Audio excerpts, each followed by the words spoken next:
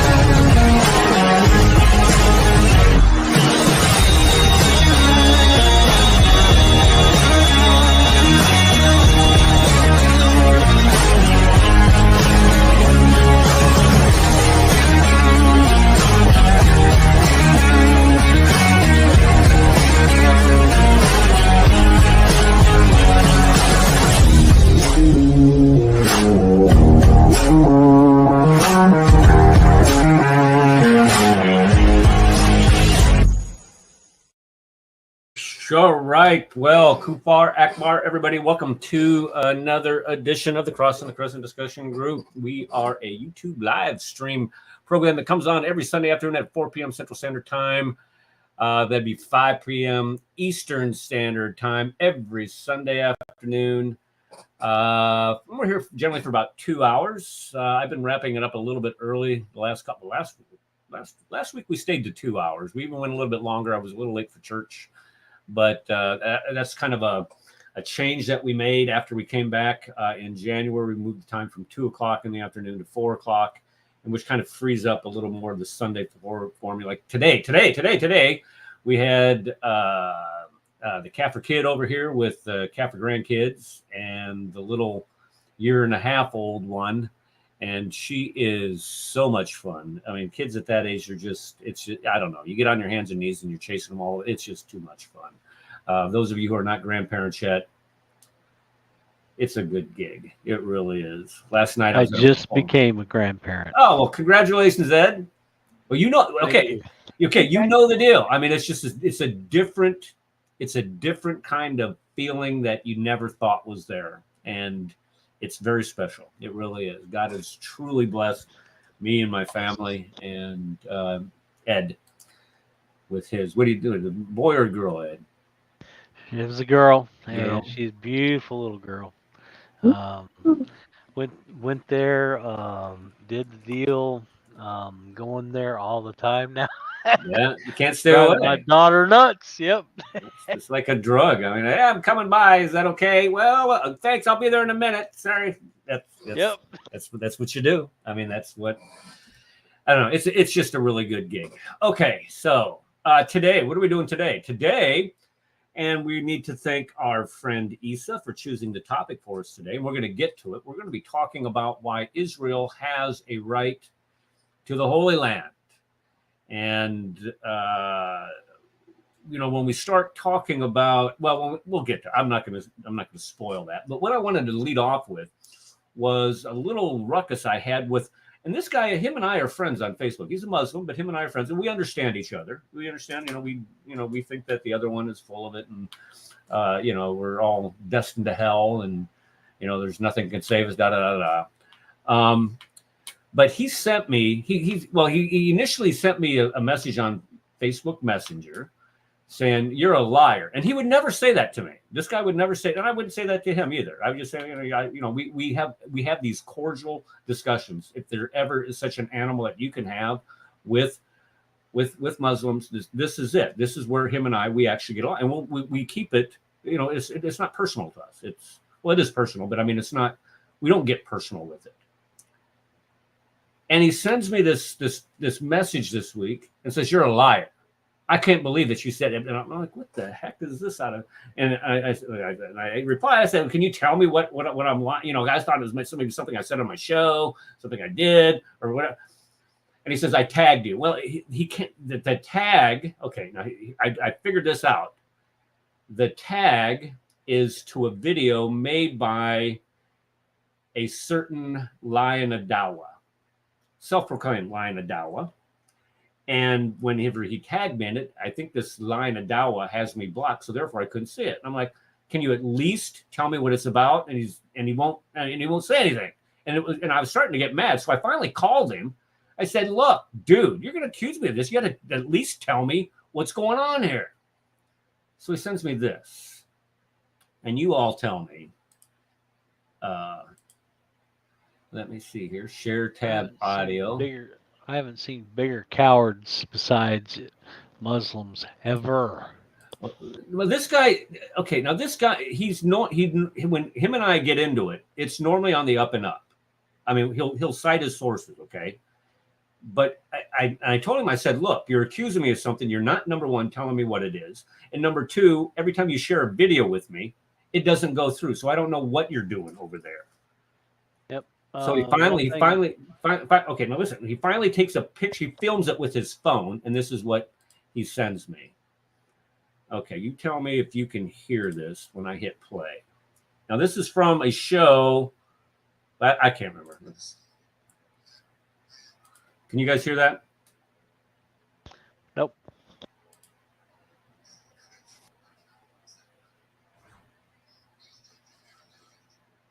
You cannot hear that. No, we can't hear it. And I see I'm there too.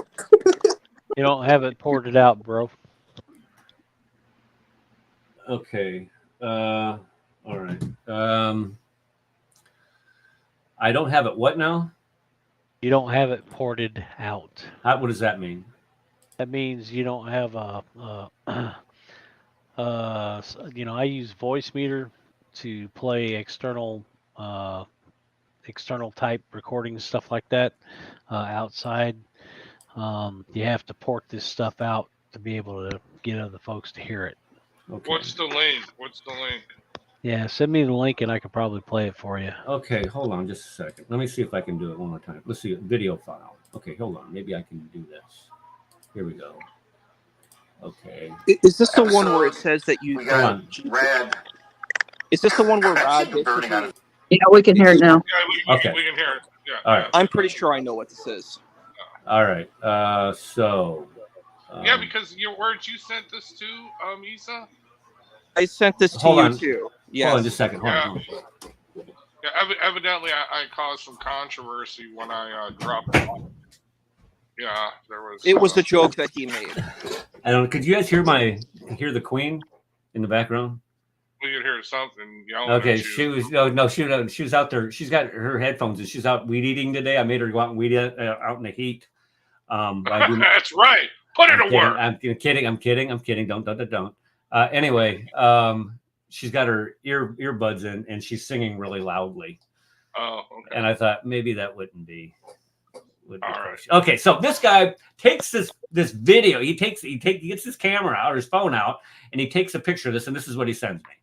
All right, let me make this full size and play it. Oh, it's not funny. It was pretty funny. I laughed. Because this Muslima woman pulled out of her driveway and totally cut me off. And they set down the bike. And then they got out with AK-47s. And I had to fight them all. So the jihad was averted. Okay, so now I'm the bad guy. Hold on. Listen, hold on. Here we go. This is what really happened. Radical Margaret. And so, here we go. Oh, by the way, I want everybody to know. that music got flagged in the countries of Belarus and Russia. Just to say, all of our fans in Russia, I apologize to our fans in Russia and Belarus. All our thousands of loyal that's Aerosmith, bro. Come on, man. Did you put the disclaimer up? That's Aerosmith. I did. Come on, man. I got it. Now I wonder if I'm going to get banned for playing it on now. That's I don't know. That's terrible. I totally blew my open. I had the wrong camera.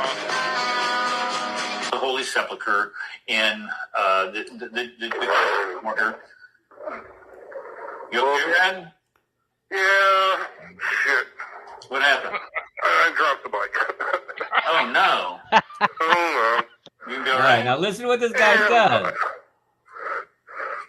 You hit somebody? Somebody pulled in front of you or what? no. Yeah, someone pulled out in front of me and I had to drop it.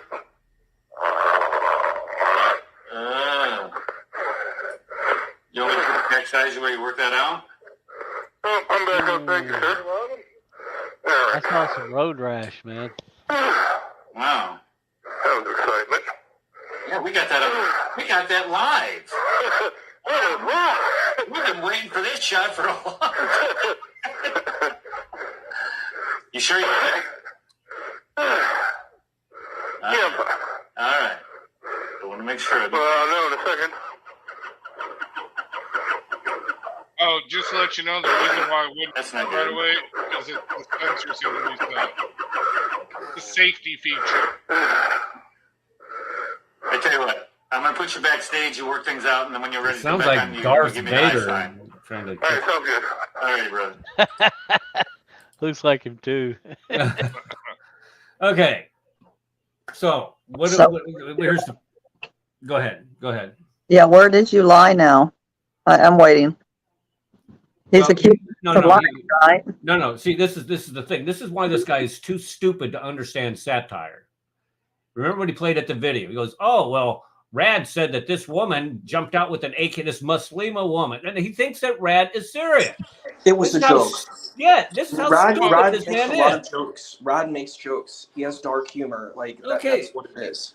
But see, Marshall doesn't understand that, so he sends it to all of his Facebook friends, saying, "Look at these guys; they're a bunch of liars." And I'm thinking, Wait. what type of moron does this? Well, this Are we talking about that little girl, Marshall Gregory? Yes. Dude, The really? He's not- method Marshall.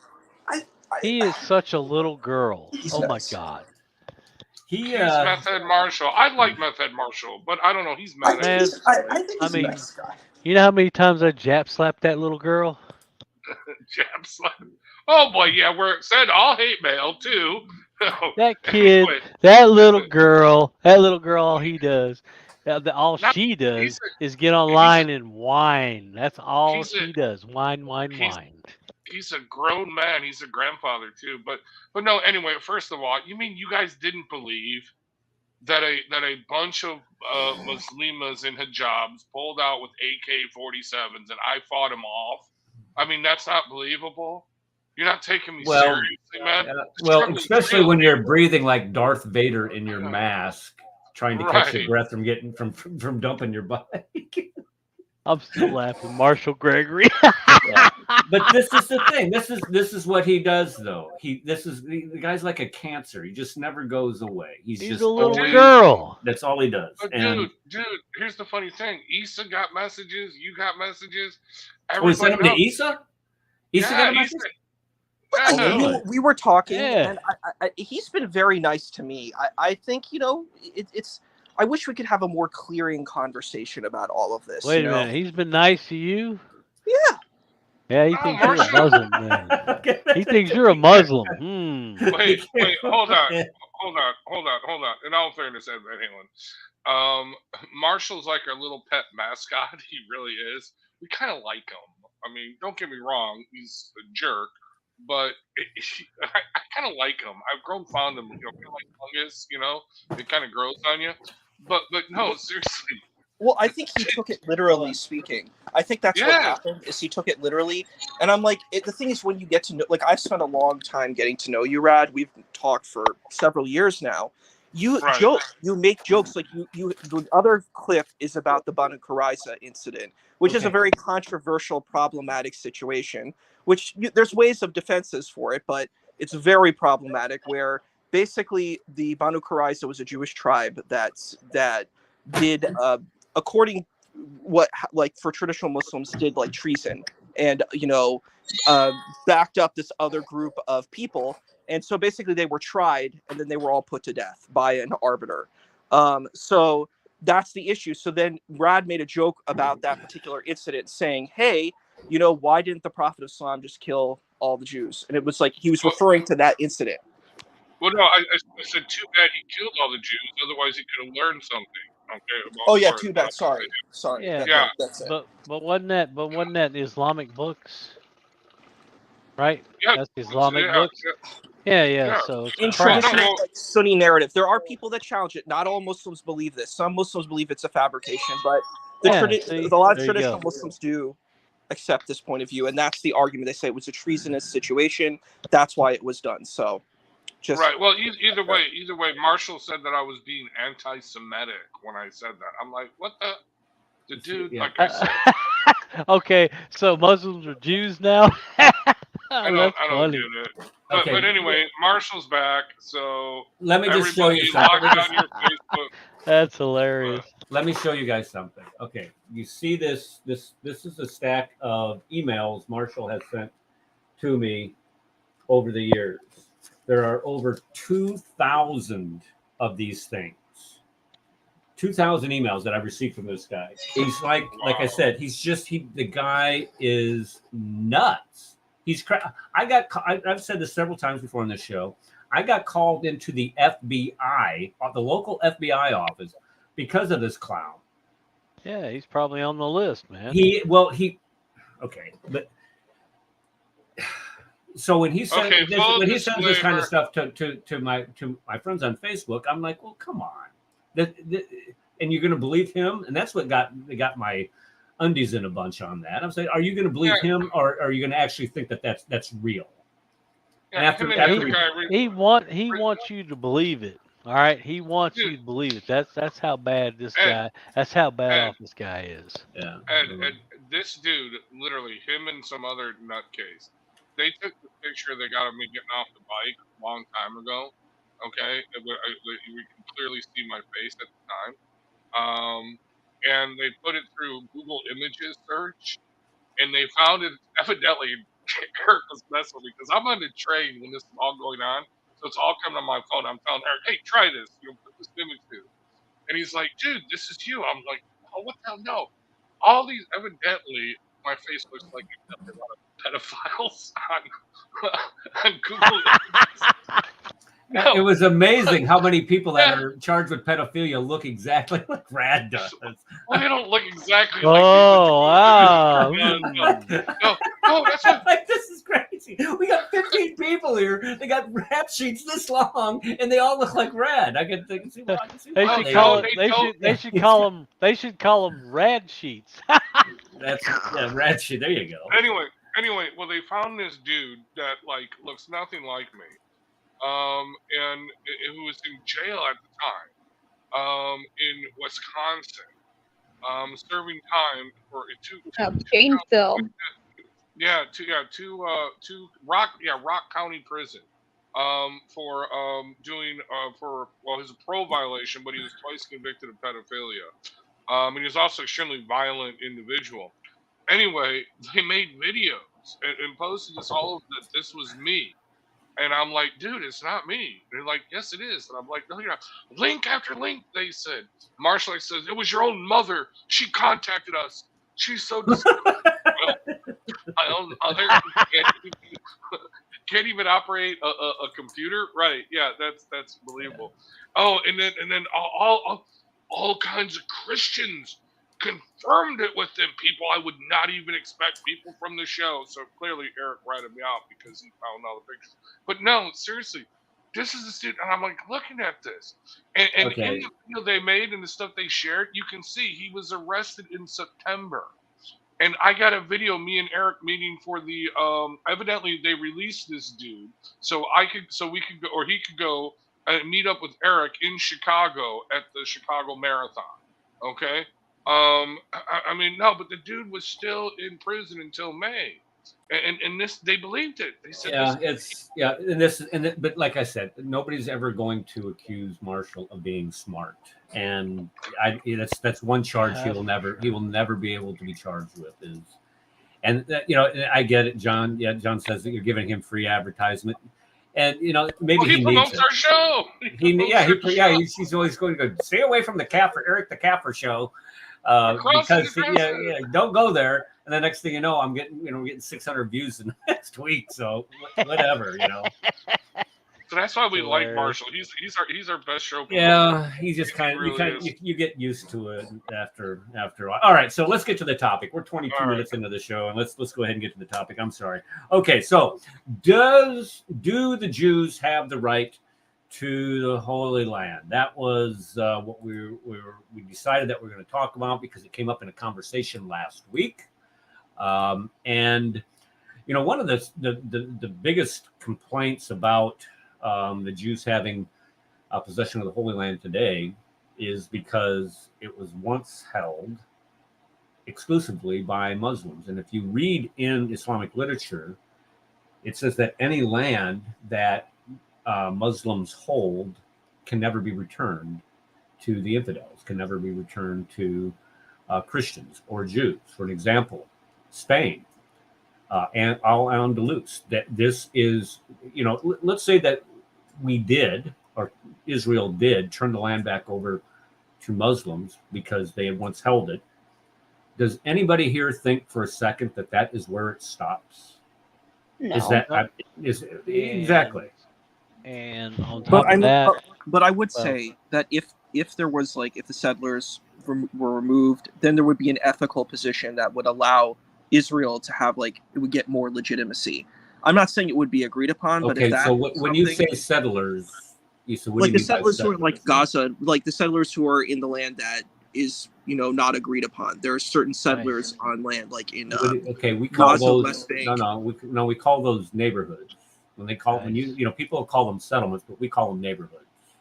I mean, you could say that, but according to agreements, that's a problem. No, it's not.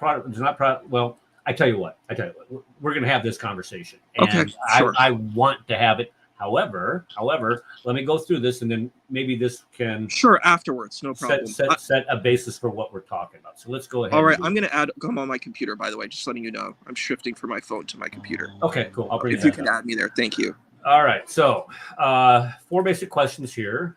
Who has the right to the Holy Land? What evidence do we have for this?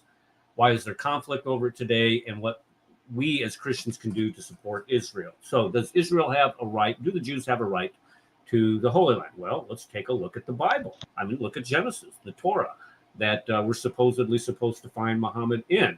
You go to Genesis 12:1-3, and it says, God's promising Abraham, and I will make of you a great nation. I will bless you. I will bless those who bless you.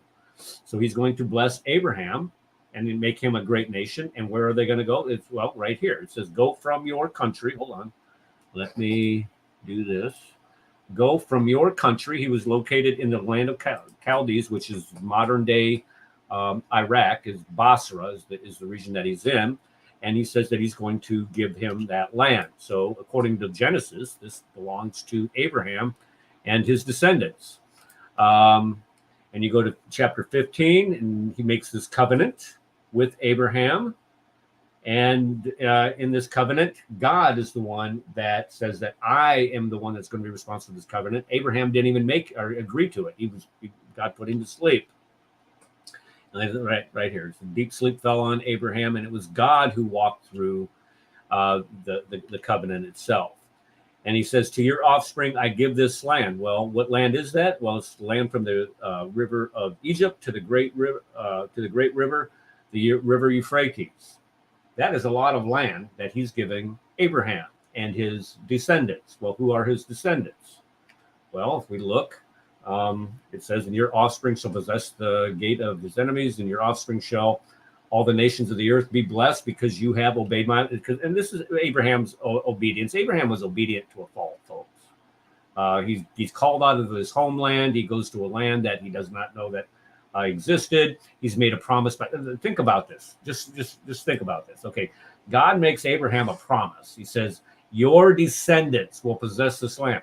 The guy is in his 90s, and God's promising your descendants. How can he have, and Sarah's in her 80s, how can they have children? This is what and you're going to believe this God that's telling you this? This is why Abraham, like I said, is obedient to God to a fault, because even after Isaac is born, the child of promise, not Ishmael, Isaac, he goes to sacrifice Isaac. And this is the child. God said you're going to sacrifice, and this is where he proves his obedience to God. Now, people can argue that Abraham thought that, well, God, this is the child of promise. God's going to resurrect Isaac. You can make all kinds of arguments for it, but the fact of the matter is because of his obedience, God gave him this land. All right, so we agree that the land was given to Abraham. And I will multiply your offspring as the stars of heaven. And I also bring you up again. Let's see here. So Israel, Jacob. Okay, wait a second. I think I skipped. Did I skip Isaac?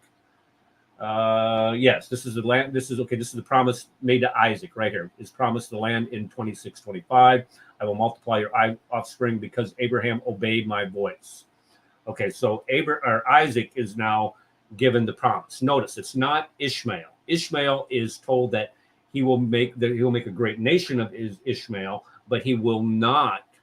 The covenant between God and Abraham is not passed to Ishmael. That is critically important.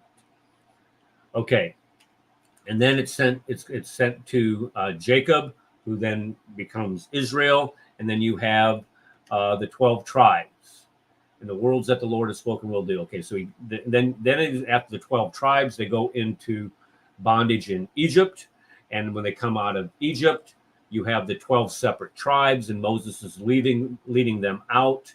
Notice there are not any Muslims with them. There are not any people from Egypt with them. There are not any Arabs with them. These are Jews, not Arabs. These are Jews. The book of the covenant, and read it, and all that the Lord has spoken will do, and will be obedient. So this is Moses. And then Ishmael, okay, this is what I mentioned before, but notice he says, Ishmael, I have heard you. Behold, I blessed him and will make him fruit, multiplying greatly. He shall father 12 princes, and I'll make him into a great nation. But look at this word here. But I will establish my covenant with who? Isaac. Not Ishmael, with Isaac. And then that is passed down through Jacob. Now, notice here are the nations that somebody came up on mic. Who was it? That was me. Oh, what's up? What's up? Go ahead. Well, I'm just going to say something really quick and let you continue, but nowhere in Islamic writings anywhere, especially the old manuscripts, can we find a tie between Ishmael and Muhammad. Does not exist. Period. Yeah, I agree. Yeah, I've seen, and you may be more familiar with this than I am, Ed, but there is some type of lineage out there where they have drawn this up from Ishmael to Muhammad. Yeah, well, There's a text. it's a bunch of crap. Right. It's a bunch of crap. It doesn't even come close to the biblical age of the manuscripts that we have. In the manuscripts that we have now, and I'm going to let you finish, but I've got a couple of verses that I need to read to you from the book of Revelation. After you get done with this, No. Ed, I tell you what, when you get your slideshow together that you promised me for 4.5 years now, you can read from the book of Revelation. But no, that's fine. That's fine. I'm just kidding. Okay. So you were going to say something? You were going to add to that? I said there's a text called the Rahikul Maktum, and there's a claim of lineage to Ishmael. It actually stops at an ancestor called Adnan, Right. and then there's a stop, and then it says from earlier on, Ishmael is the ancestor, but the text doesn't give you the full genealogy. There is nothing from the biblical manuscripts whatsoever at all, period, nothing, zero, that even ties to Islamic writings whatsoever, period. I don't know how else I can say this.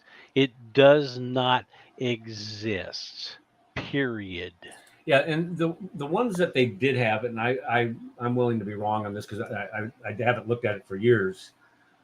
but the gaps between the generation, I mean, you have people that are going to have to be 300-400 years old in order to be, and I mean, this is, around the first century, in the first century BC.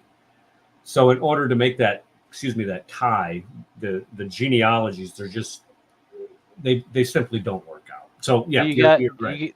Do you guys know the oldest manuscripts? Does anybody know the oldest manuscripts, what they are and what they date to? Of what, the Bible? Yep. Or And the Quran, both Bible and Quran. Does anybody know? the oldest manuscripts of the complete manuscripts of the Torah would be the Dead Sea Scrolls, with the exception of Ruth. I don't think or Esther, one of the two, they don't have in there. There's something that's older. Well, what I'm saying is the complete compilation. So are you talking about? Because I know there's a small prayer. It's etched into silver, like it was rolled up. That's dated to around the 10th century. The Septuagint. Well, the Septuagint is the translation of the Hebrew in 270 BC. That's 3rd century BC. The Dead Sea Scrolls. The Dead Sea. What I'm saying is the Dead Sea Scrolls are supposed to be the Hebrew version of that. Before the Hebrew was translated. Go ahead. Okay, let me interject here on the Dead Sea Scrolls as someone who has studied this extensively. No, I actually have all kinds of books on it. The Dead Sea Scrolls are proto-Masoretic text. Okay, in other words, they're in Hebrew, but they are not Masoretic. Actually, the readings, for the most part, match the Septuagint readings. Okay, so in other words, they were using an older Septuagint reading to do their translation in Hebrew.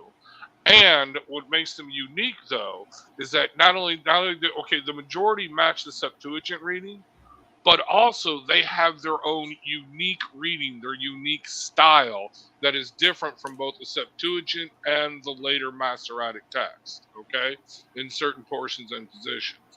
But either way, okay, the DSS proves that the Septuagint, the Septuagint was, okay, the preferred reading at the time of Jesus, okay?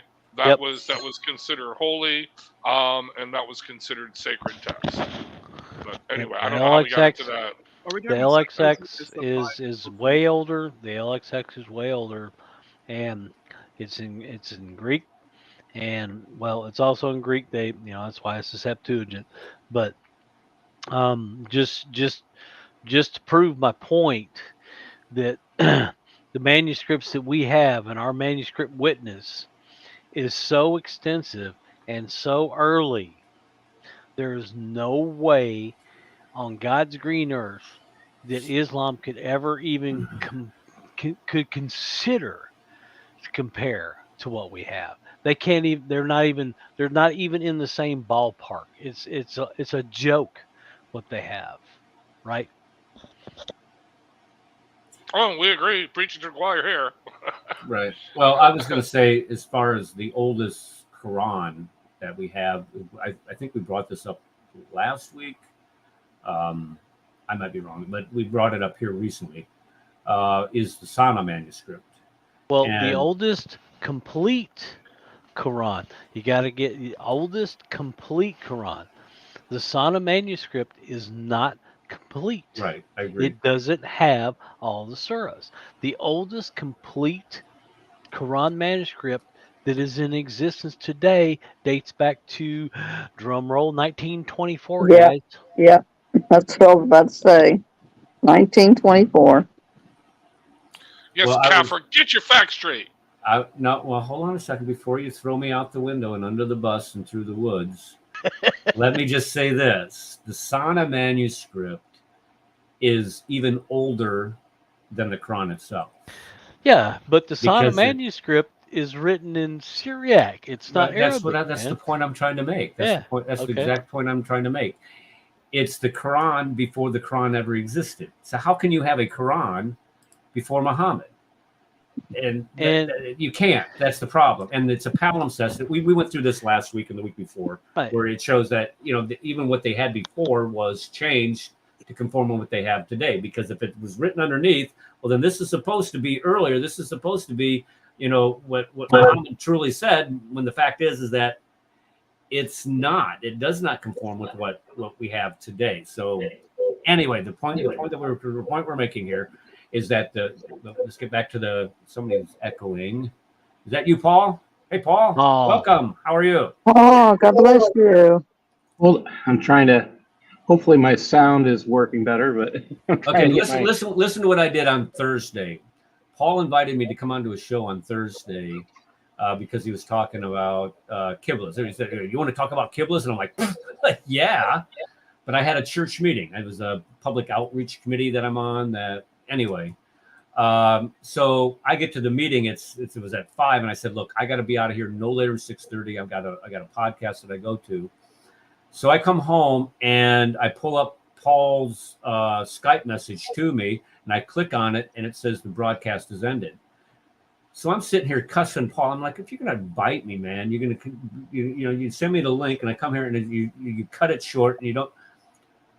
I clicked on the wrong link. It sent it to the group chat. So I get up Friday morning. I got to thinking about it. That you didn't click on the right. You went to the wrong thing, you idiot. Anyway, so this Thursday, be there, be square at Paul's show. Okay, so let's get back to Genesis. Now, what we're talking about is the promises made, who they belong to, and who the land belongs to. So we start with Abraham. Then it's passed to Isaac. It's not sent to Ishmael. Ishmael is promised to make a great nation. That's right here. We talked about that. I'm going to make you a great nation. And these are the names of the son of Ishmael. They even make it into the Bible, for Pete's sake. Okay, so there you have that. But the covenant is with Isaac. It's not with Ishmael. And even when we go to Ishmael, we were just talking about it, you don't have the genealogies are completely incomplete if you're trying to get to Muhammad. So that can't even be demonstrated anyway. And then you get to the son of Isaac, who is Jacob. And Jacob you have Jacob and Esau, if you remember, it was Jacob and Esau. And Jacob is the one that receives the covenant. He receives the blessing from Isaac. And then it's his 12 sons, just biblical chronology here, folks. Those 12 sons, Joseph goes to Egypt, or actually is sold into slavery by you ever guess who? The Ishmaelites. Ishmaelites, yeah. So he's sold into slavery into Egypt, and he eventually rises to become second to only Pharaoh. And we all know this story where the father Jacob and all the brothers come to Egypt, and they reside there until a new Pharaoh rises up that didn't know Joseph, and that's when they're put into slavery. And then you have Moses beating everybody out, and God establishing his covenant with Moses at Sinai. Okay, now real quick here. Wait, sorry, Eric. Real quick here. I just wanted to add. Someone's echoing. Paul, I think it's you. Are you echoing? No. Oh, okay. Well, just real quickly here with Isaac, with Israel. Okay. When you read Romans, Paul spells it out very quickly. Not everyone who is from Israel is Israel. Okay, we are born of the children. We are the children of the promise, not the children born to the slave woman in bondage. Right. Yeah, that's Galatians. Okay. 4. Galatians chapter 4. Is it Galatians? I thought it was Romans. That's Galatians. I'm getting everything all confused. You're fine. You're fine. But no, you're right. It's right. It is Paul. It is Paul. Right. Paul. Oh, I got that right. But no, Paul spells it out. Okay, he defines it. Okay, just because. Okay, you're not born of the promise. Okay, if you are claiming to be an Ishmaelite. Okay, you are the son of the slave woman. You are born into bondage. To the law. You are not with us. Yes, to the law. You are not with us. So it's a total separate spiritual division and a physical division as well. But anyway, continue on. Sure. Okay. All right. So now we need to look at what the Quran actually says, who the promise and covenant was established with. So let's go to the Quran, shall we? Yes, we shall. Let's go to chapter 2, verse 40. It says, "O children of Israel, remember my favor wherewith I favored you, and fulfill your part of the covenant." Oh, what covenant? The covenant God made with them. "I shall fulfill my part of the covenant and fear me." I was always asking people to fear him. Why would that be? That's just counterintuitive. And then chapter 5, it says, "O my people, go into the Holy Land, which what? Allah hath ordained for you." So who does the land belong to? Does it belong Oh, to the Jews. That belongs to the Jews. Yeah, the Holy Land, which Allah hath ordained for you. So even Oh, in there's the another Quran, problem here, though. There's another What? problem here. The Wow. words Holy Land. When did that come out? Where did that come about? What does that tell you? Holy Land wasn't used until Christians were around. It's not something the Jews would use. No, well, the Jews wouldn't call Jesus the Messiah either, like it does in chapter 4, verse 157. So, yeah, you're right. Well, but that's a great point. Yeah, because I've thought about that too.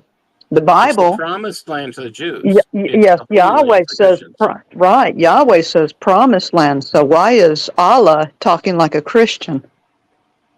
Well, it's because Allah has very limited vocabulary. Yeah. Allah, as we've shown Good the point, last John. couple of weeks, Allah is nothing more than the writings of rabbis, Syriac writers, apocryphal writers, people like that. That's who Yeah. Allah is. That's who Allah is. Stolen started- ideas and That's fables, yes. Please don't get me started on saying this about Allah. Well, Eric, DL was in Dear Rocco's room, and Ray was going at him, right? About why does he subject himself to that type of? Anyway, go ahead. I'm sorry. Yeah. And so DL just said it bluntly: Allah's a demon. Allah's a demon. There's no other way to explain. I mean, he said it just so calmly, because she was like, well, Allah had to correct the Bible, our God of the universe. And then he just, because they kept on muting him. So finally he just laid it out very calmly. Allah's a demon. They would click him, they would mute him. Then he would unmute and say, Allah's a demon. She just kept on yak, yak, yak, yak, yak. I made a video on that too. That was so fun to make though, man. Post it in chat so everybody okay. can watch it. Yeah, post it in chat. That's Okay. too funny. So what else does the Quran say about the Holy Land? Allah made a covenant of old with the children of Israel. What? A covenant? A covenant with Israel? Yes, he did. Okay, so let's just quickly summarize here. According to So the if Allah Bible, made a covenant with Israel, what happens to Ishmael? I mean, that's 2 generations down the road. Come on. Okay, so here you have, and you're right. You're actually absolutely right. Israel is, even if they want to say, okay, well, who is Israel? Well, okay, Israel are Jews. That's always the direction that they sprint to when trying to defend what their own Quran says. But the bottom line is that the Bible is very explicit. Abraham, Isaac, not Ishmael, Abraham, Isaac, and then Jacob. And then Jacob has the 12 tribes that reside in Egypt. They're taken into captivity.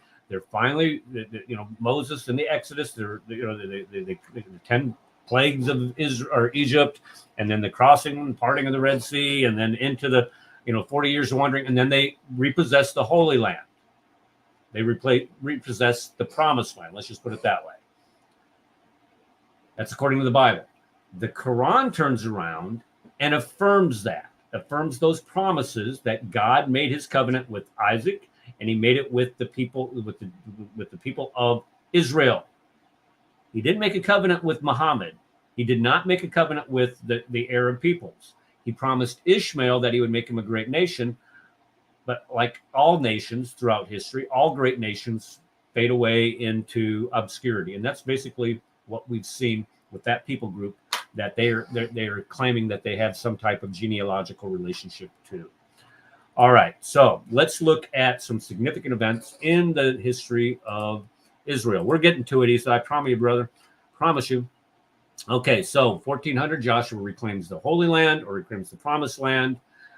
Then you have the period of Judges, which lasts about 300 years. And then from there, you have the period of Kings. Of course, it starts with Saul, and then goes to David, Solomon, and then you have a series of kings the kingdom becomes divided. You have the northern kingdom and the southern kingdom, and then in 721 or 968. And here's what's cool about this verse in excuse me, this verse in Kings. What did I do here? Whoop, go back, Catherine. Right here. If you go to First Kings, okay. Let me pull this up real quick. First Kings, Judges, Ruth, Samuel, Kings. Here we go. First Kings, chapter 6. And I'm going to read from the. Stay with me. I'm here. Listen to this. Because when we start debating, did the Exodus occur? When did it occur? About 1200. People are saying about 1200 BC for the Exodus that never occurred. But if it did occur, it was 1200 BC. If you read 1 Kings chapter 6, verse 1, here's what it says. And it came to pass in the 480th year after the children of Israel were come out of the land of Egypt, in the 4th year of Solomon's reign over Israel, in the month of Zip, which is the 2nd month, and he began to build the house of the Lord. Everybody agrees, I can't say everybody, but it was around 968 BC when the temple is built. Now, how many years does it say prior to this did Israel come out of Egypt? It says that it came to pass in the 480th year after the children of Israel came out of the land of Egypt. So almost 500 years before is the Exodus. And that fits perfectly with the biblical timeline. I just wanted to make that point. I don't know why, but people talk about the Exodus never occurring, and if it did, it's in the wrong time. No, it's not. It's exactly where it's supposed to be. Well, it would be dumb for Muslims to say that it didn't, because they confirm the Torah and the Gospel. Yes, well said. Right, but yet they still. Okay, you're but right. Then they can't get the story about Moses correct in the Quran, so they have no clue what they're talking about. And mostly all the stories. They may have the name right, but the stories are wrong.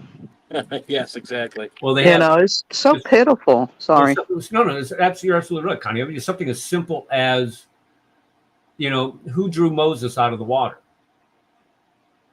Well, it comes down to, I think it comes down to this, and it's a sad, sorry statement. Muhammad set one of the best examples of poor scholarship. Yeah, being an idiot in the desert. The guy had no clue what it meant to be factual and honest. In fact, he was a good liar, so the only thing he knew how to do was lie, and unfortunately, he didn't want anybody to record his lies. So, Well, this is one lie that got recorded. He says that it was the wife of Pharaoh who drew Moses out of the Nile. Is that who was it that drew, according to the Bible, who drew Moses out of the Nile? It was the daughter of the Pharaoh, not the wife of the Pharaoh. The daughter. Yes, exactly. It's something as simple as that, or you can't keep simple. Or Miriam is the sister of Moses, and Aaron is the same Mary, who is the mother of Jesus. Right. Okay, so that always makes me laugh. I mean, really, come on. How old was Mary? I mean, well, she was 1400. She was 14. No, she was the 1400-year-old virgin. That's according to that's what I was thinking. I was saying it because if you go back to Moses, that's oh my gosh, yeah, that's. And didn't they have to make up a lie for that to say, well, we call each other cousins, so that lines up. And it's like, this is stupid. Well, this is where when we talk about how the hadiths were. This is where you can make a strong case how the hadith were developed over a period of time. They were developed, these were not the actual sayings of the people at the time of Muhammad. These were made up. They had to make up lies in order to correct the known errors that were coming out by the dozens that we find in the Quran. Right. Yeah, Quran's blunders. Sister of was never used back then. No, you're right. Well, son.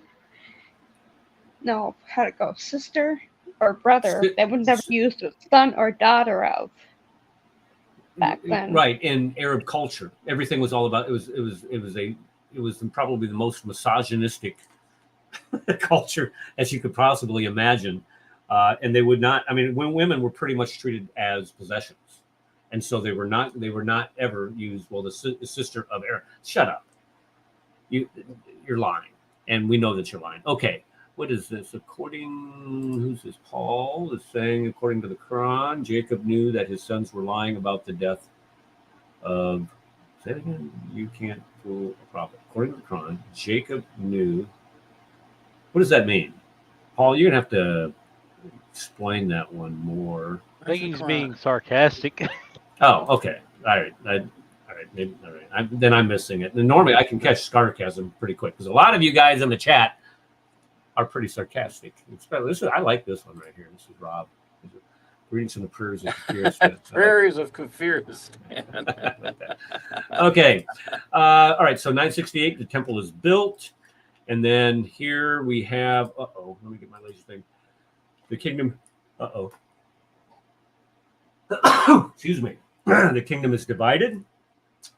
We have the northern kingdom, the southern kingdom, and then the northern kingdom is taken off in captivity by the Assyrian Empire. And then this southern kingdom is taken into captivity. Is that right? 608? I thought it was like 586. I'm the wrong person for dates. I'm going to go to you. Somebody can somebody fact check me on that? I don't, if I'm wrong, just tell me. I don't mind being wrong. Okay, but unlike the northern kingdom that was taken in captivity, the southern kingdom returns 70 years later. Now, I don't know if this dates are exact, but I'm willing to be wrong on that. I'm not. I know I'm not perfect. And then from there, you have temple worship is being restored. This is Ezra, Nehemiah stuff. And they then said here 598. Yeah, I just looked it up. 598. Yep. Yeah, 587 BCE.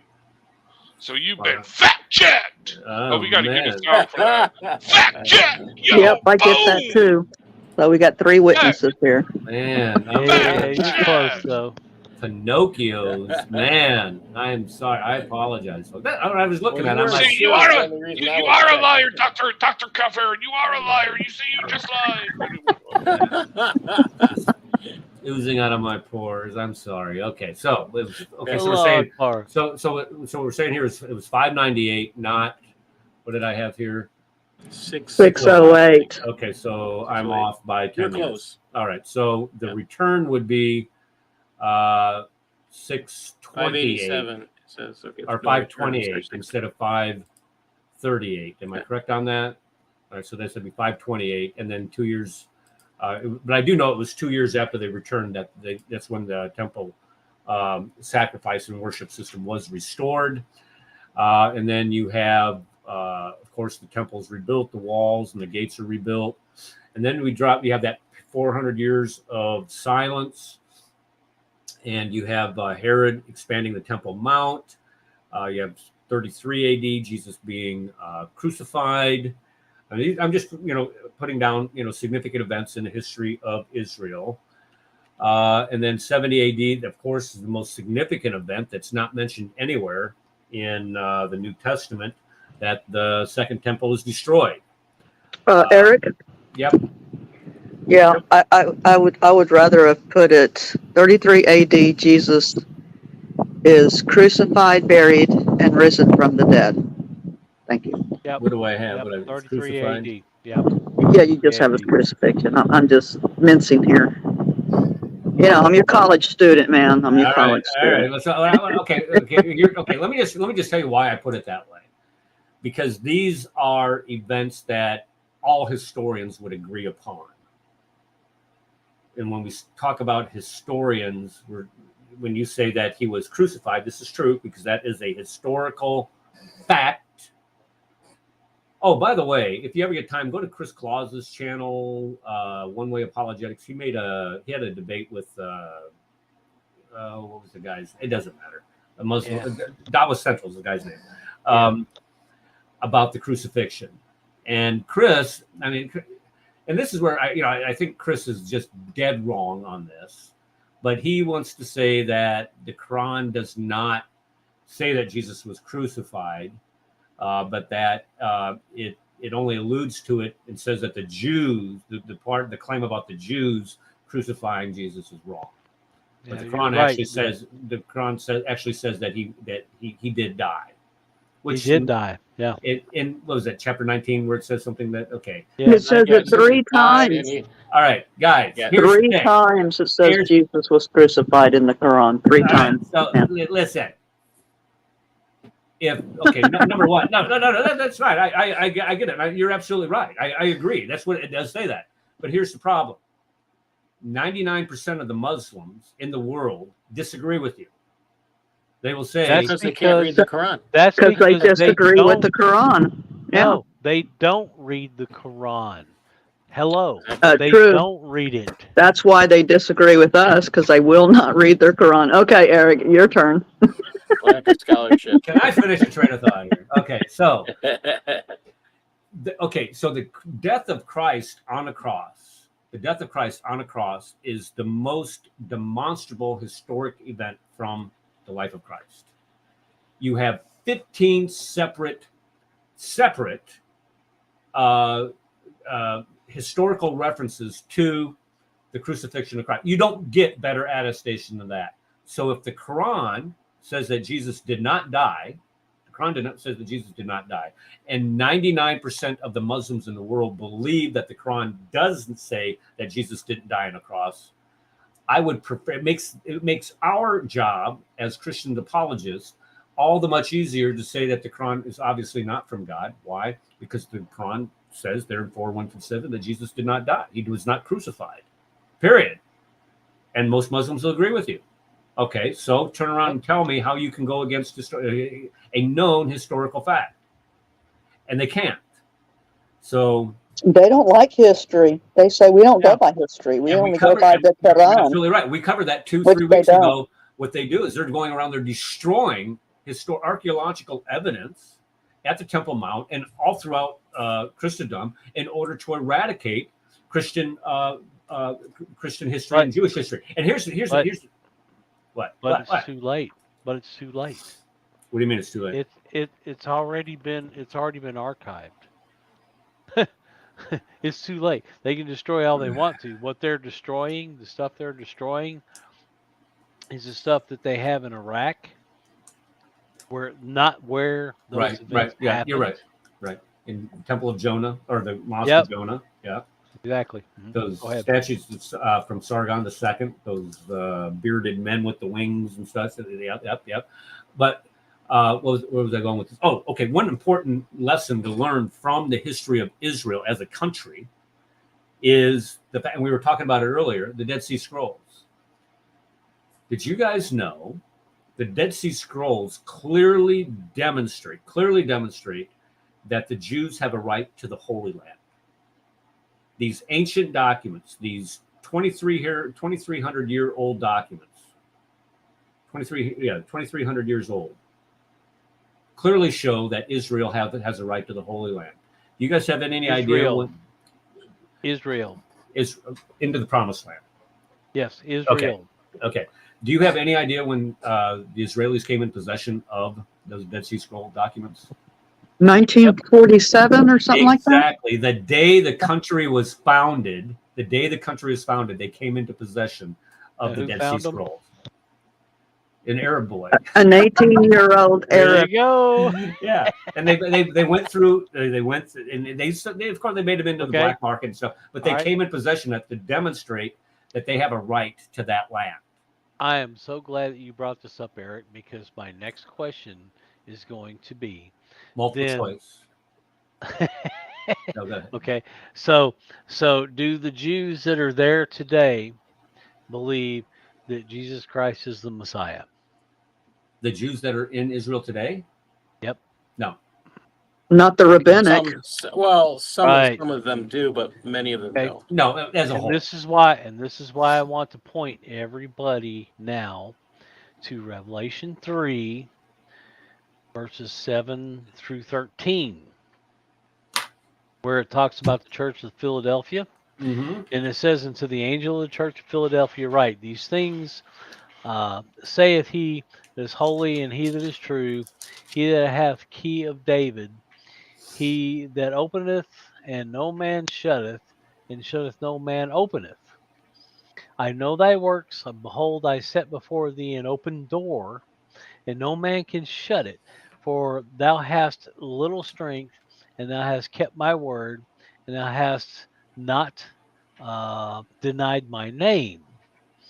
Behold, I will make them of the synagogue of Satan, which say they are Jews and are not, but do lie. Behold, I will make them come and worship before thy feet, and to know that I have loved thee. So, what's going on here, guys? You have people that aren't true Jews returning to the Holy Land, Now the promised land. you have the Jews. You have the Jews that say they are and they're not, Right. bowing before the feet of the Christians. That's what's going on right here, right in that verse, right there. Boom. Before thy feet. Okay, so when are they supposed to be worshiping before thy feet? This is a future. This is something. This is a prophecy. Yep. Okay. This is in the prophecies. Yep. Yeah, and okay, and I'm going to hold you to that. I'm going to, you know what? I have your email, and I'm going to make a point of it to send you an email every morning at Okay. 4:30, reminding do. you that you got to get this. Please do that. And- Please do, because I've got so much going on. I need that reminder. Yes, I do. Okay. Please All send right. it to me. Well, I want you to, because you know, it just intrigues me when you start talking about not just that, but when you start talking about the modern Mecca and how the imagery there. Yeah, Revelation relates. 17. Yes, Yeah. sir. Okay, It's well, all then there. get it And done. You know, well, it's actually been done, and I've told you it's done. And we did it in a movie called The Art of Imposture. We did all that already. It's done. that's a little graphic, though. We can't play that. But dude, it's done. It Okay. shows it. I mean, how? I mean, all right. Well, okay, we'll Tell me discuss. the filters I need to put on. Okay. Okay, well, the ones where the You guys know, are getting their heads hacked off by yeah. these extremists. That's just that. Well, you know, the Bible doesn't filter that out, but okay. But okay, yeah, I get that. You're right. Okay, we were just reading that verse this morning, 16:2, John 16:2, Hmm. where it talks about they will persecute you, they will hate you, they will persecute you, they Yep. will put you out of the synagogues, they will kill you, thinking that they do a service for God. Exactly. We were talking about that this morning. Um, okay, People need to see this. We don't need to dumb it down. They need to see it for what and it is. They need it's to see the raw, real right? part of it. It's hard to watch. It really is. It's hard. Okay. It's hard to watch. But yeah, we'll talk Okay. offline. Okay. Right. Let's go back to. Okay, so you have the diaspora of the Jews, where they're displaced from their land and are finally allowed to come back, beginning in. They came back before 1917. They were uh, building or buying lands in Israel. We'll talk a little more about that here in a couple minutes. 326, you have the Church of the Holy Sepulchre that is built. You have the Dome of the Rock being built after the invasion of Umar in 638. And then you have Abdal Malik building the Dome of the Rock in 691. And then you have the Ottoman Empire ruling coming to an end in 1917, which there you have the Balfour Declaration, and we'll talk about that here in a second. And you have the British Mandate ruling in this region of the world up until 1948. And here's the Balfour Declaration. And the Balfour Declaration is this promise made by the rulers of that land because at the conclusion of World War I and the dissolution of the Ottoman Empire. These lands went to the Allied powers, and this land fell to England, Great Britain, to rule over. And here's what they promised the Jews. They said, with the declaration of sympathy with the Jewish Zionist aspirations, His Majesty's government view with favor the establishment in Palestine of a national home for the Jewish people. I would be grateful if you would bring this declaration to the knowledge of the Zionist Federation. So I wanted to say a couple things about this. Number one, people have demonized the word Zionism. All the word Zionism is this desire by Jewish people to go back to Israel, go back to the promised land that was given to their ancestors. That's all it means. And here you have England, the British government, saying, look, we've recognized that you want to go back to the Holy Land, and we are going to provide every opportunity for you, because for 1,400 years, you've had this occupation of a different faith group in those lands that has, number one, those Jews. Then there's always been Jews in the Holy Land. There always remained. They're not a large population, but there have always been a certain number of Jews in that land. But now what they're doing is they're saying, look, instead of being forced out, being prohibited from returning to your ancestral home, what we're going to do is we're going to start allowing it. And they did. So after the Balfour Declaration, you have this, I don't want to say it was a mass migration there, but there were all kinds of people immigrating to the Promised Land and repurchasing the land back from Arabs at extortionist prices, oh, by the way. And this is just the definition of Zionism. And this is a movement originally for the establishment of a Jewish nation or religious community in Palestine. And keep in mind, Palestine is that name that was given to that land by the Romans because of the Philistines. It was more kind of a stick in the eye against the Jews after 70 AD. So when we look at what the British mandate with the region that it did rule, here you have this area right here. Now this is, of course, Jordan, and then what is now Israel. You have Syria, of course, Lebanon up here. So yeah, when we start looking at Jews returning to their homeland, this is what the returning to their homeland is. Nothing but picks to till the soil, living in tents when they get there, but they're repossessing their land. Do you think that they had a desire to go back to their homeland? You're crazy if you're going to give up, well, I guess living under pogroms is nothing special, especially if you're in Russia or something like that. But they migrated there and sacrificed heavily to return to their lands. And they came from all over the world. So the bottom line is that they were returning to the Promised Land, to their lands prior to their establishment in 1948. But then the biggest travesty that occurred, of course, is the Holocaust that occurred during World War II.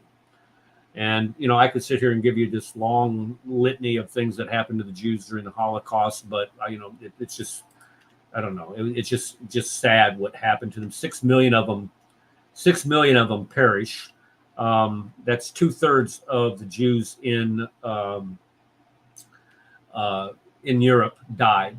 2/3. 90%. 9 out of every 10 Jewish children are murdered. When we start talking about the Jews during the Holocaust, you have 2/3 of them in Europe are killed. And when they go through the selection process, we're all aware what the selection process is. As soon as they transported them to these death camps, they would select out those who were able to work and those who were not. Those who were not were sent to the gas chambers. And who are the people that aren't able to work? Children. Mothers would willingly go with their children, obviously. I'm not sure if you guys all seen a movie that came out a number of years ago. I don't like Meryl Streep. I think she's a commie lib. But she came out with a movie, Sophie's Choice. Have you guys seen this movie? Oh my God, yes. I had to tear your guts out watching that movie. I mean, it's just terrible. But here a woman has to decide. It's about the Holocaust, where she has to make a choice between one of her two children. Yeah, right. It's pretty cool. When going through the selection process. And the only reason why the guy said it is because she was a Christian, but I think maybe her mom or her grandmother or something like that was a Jew, or so she just gets caught up. But anyway, it's just, so when we start talking about what happened to the Jews during the Holocaust, they had no place to go, folks. The United States, they had a ship come out of, I think it was Hungary, with 5,000 Jews on it, tried to disembark. I think it was in New York City or somewhere on the East Coast. And they said, no, we're not going to let you in the country. Go back. So they go back. And that actually is what Adolf Hitler is reported to say. They want us to do it.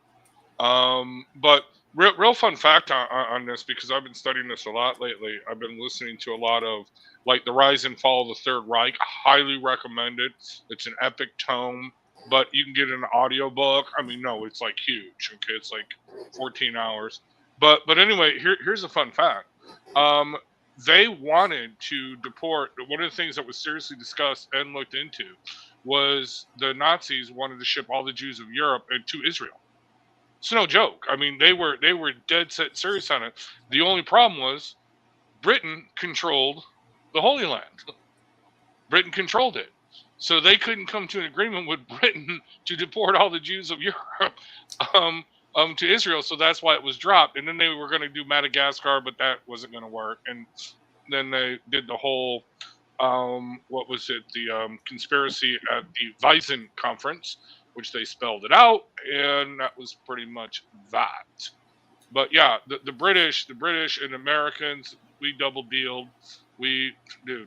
So the only thing we didn't do was murder them, but our government did say, nope, you can't come in. Right.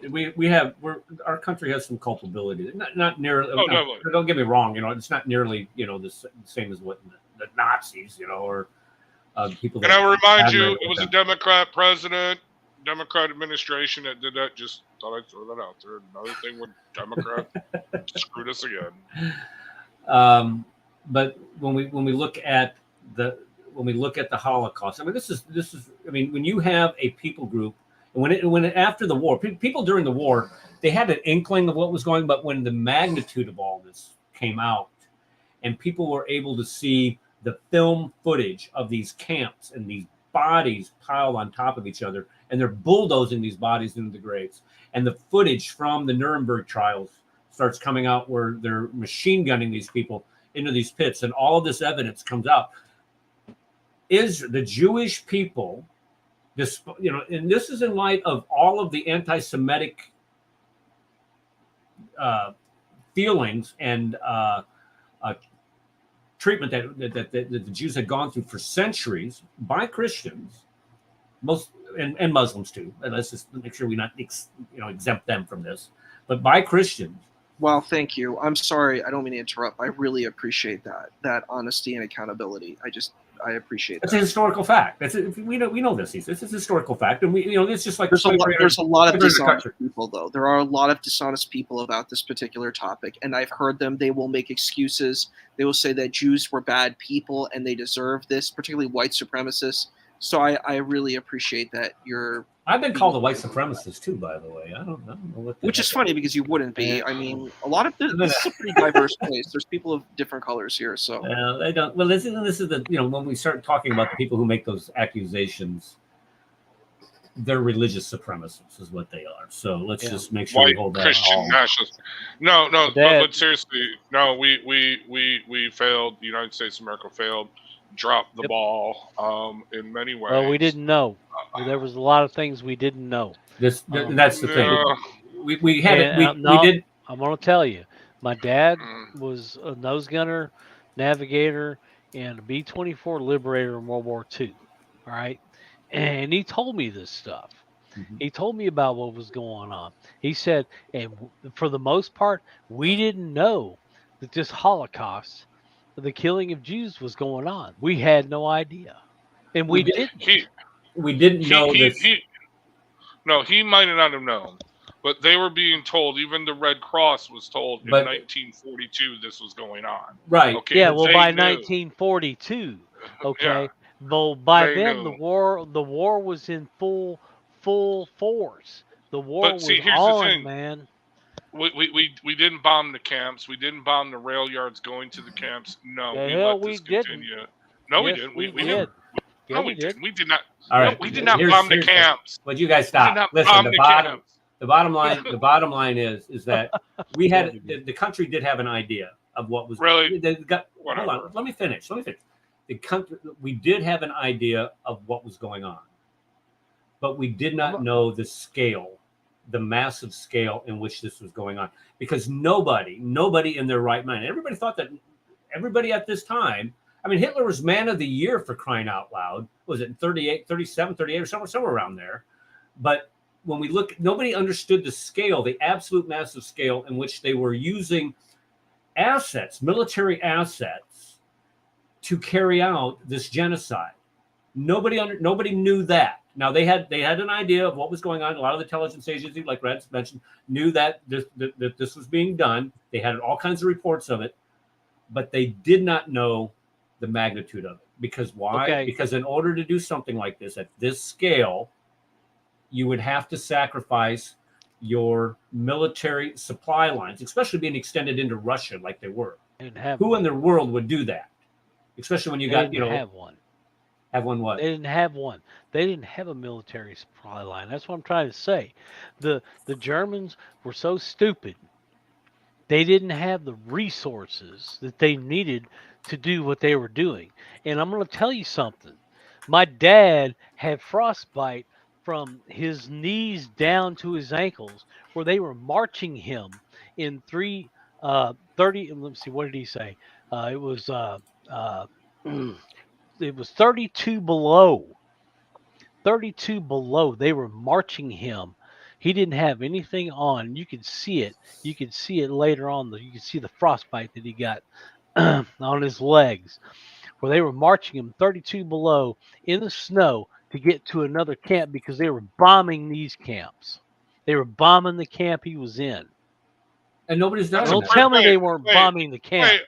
Don't tell me they weren't bombing the camp. Hold on a second. No. I'm not going to hold on. Wait. Hold on. Ed, No, dude. I'm confused. My dad was there. No, I need to clarify something. My dad was there.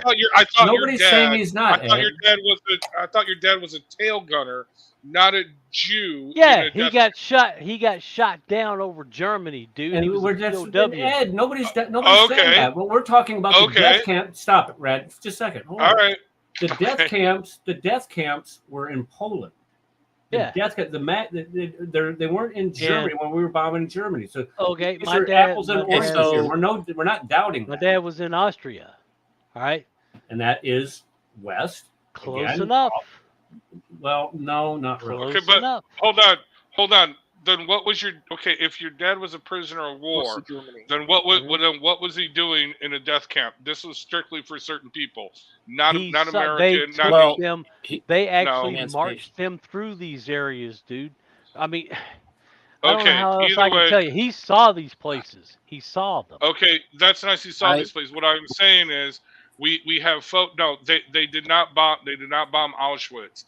They did not bomb Buchenwald. They did not bomb these camps. The Jews were begging them My to dad bomb said them. one of the camps that they bombed was Auschwitz. Are you kidding me? Oh, they Really? didn't. They didn't. Ed, we have evidence that did not happen. They did not happen. I actually, as a teenager, we had a British soldier, come in and talk to us about the liberation of the camps. Okay. And how they had to go through special training to go to the camps. My dad's POW in Auschwitz. They talked to 25. They talked about the liberation of these camps as I have his mugshot. the most horrible thing they'd ever seen. They had to be taught not to feed the people. They were only allowed to give them certain things because they hadn't eaten in so long, and the horrors. They express such horrors. I'm 58, and you think about that. That's 40 years ago, 40 some years ago, and it's still making an impression on my mind. Yeah, how much my dad weighed when he got home? Yeah, how much my dad weighed when he got home? He weighed less than my mother did. He weighed 110 pounds when he got home. That's horrifying. It's terrible. That's horrible. And thank your father for his service. Yes. But my grandfather. Oh, he's long gone. But I'm telling you what he told me in the pictures I saw, the pictures that I have. I have all that stuff. I still have all that stuff. That So, Ed, but man, you're talking two different things. Ed, you're talking two different things. You're talking prisoner of war camps, which again, if we did bomb, it was accidental because we're not going to bomb our own Okay. prisoners of war. Although we did do that in Japan. Okay, Yes, but we we did it in deliberately Germany too. no. We did it in Germany too. Yes, we did. Again, Yes, right. we did. So now America committed a crime against its own soldiers. They Dude, murdered their own soldiers. All right, guys. Well, Can I we mean, get back to come the on, topic? dude. All right. Let's get back to the topic. Let's get Look, Let's back to get the back like to we the topic. knew where they This is- were.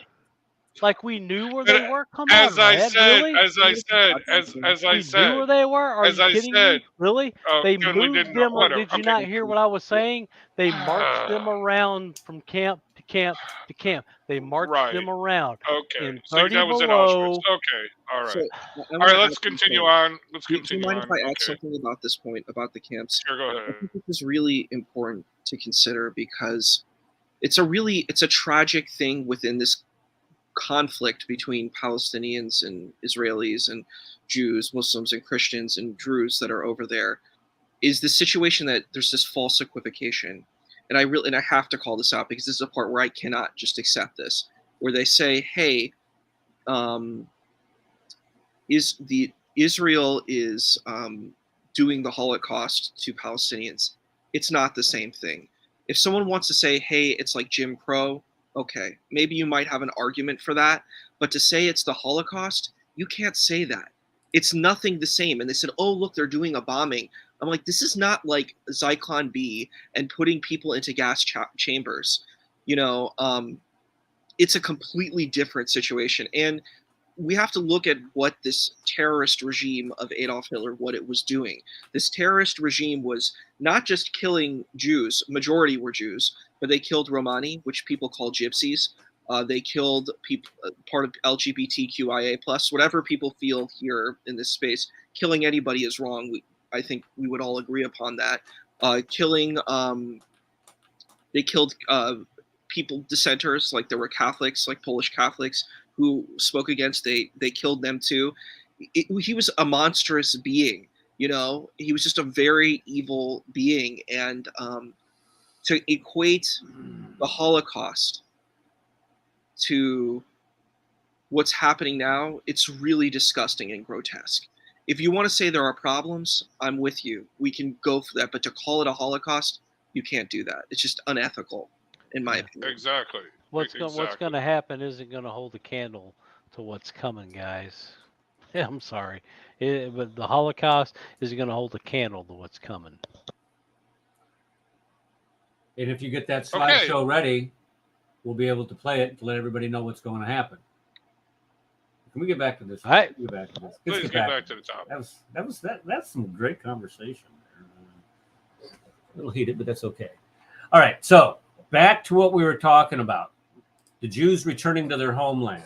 Why? Okay. So now we understand that the reason why you have this world sympathy is because the magnitude of this thing is now being made public. They're being able to go out and show the public what actually happened to the Jews during the Holocaust. Why? Because they had no place to go. They have no place to flee to. So when they have no place to go, what happens? Well, they end up in gas chambers and their bodies incinerated. So in order to fix that, to keep that from happening again, they partitioned off the land. Now, keep in mind, this partition, look at how this is what was given to Israel in 1947 when they declared their independence. Is this little sliver of land, and all of this is Arab land, belong to the Arab people. And so they get a little sliver of land to call their home. And they were supposed to actually get all of this land out here in what is now Jordan, but all of the Arabs were rising up and saying, we're never going to support that. We're never going to allow that. And so what they do is they say, okay, we'll just give them this little part here. Of course, who would reject this where, we give them just this little bit here. After all, look what happened to them. 2/3 of them were just killed off in 6 short years in Europe. Nobody is going to be against this. Right? Wrong. Just as soon as they declare their independence, they're attacked by Egypt, Iraq, Syria, Lebanon, Jordan, and also forces from Saudi Arabia. Folks, these guys, the day that they declared their independence, they are attacked by 7 Islamic countries. Why? Because they will not allow the Jews to exist, regardless of what just happened to them in Europe, to have their own homeland. And they're attacked. And as these armies are moving in to what is now Israel, into the promised land, promised to them by God through Abraham, Isaac, Jacob, and all of the 12 tribes of Israel, promised to them by God, the invading forces tell the people that are in Gaza, the people that are in the West Bank, and the people that are up in Syria to get out of their way, let them come in. And when they after they push the Jews into the Mediterranean Sea, what they will do then is that they can come in and take the land from the Jews. The problem is they lost. They lost the war. Headline.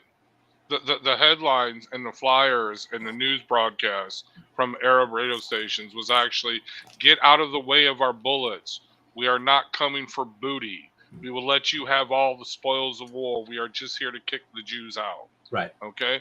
And you forgot to mention one other thing. When this happened, United States of America and Western Europe were led by the United States of America, again under another Democrat, Harry Truman. Although I do like Harry Truman, probably one of the last of the great politicians there were.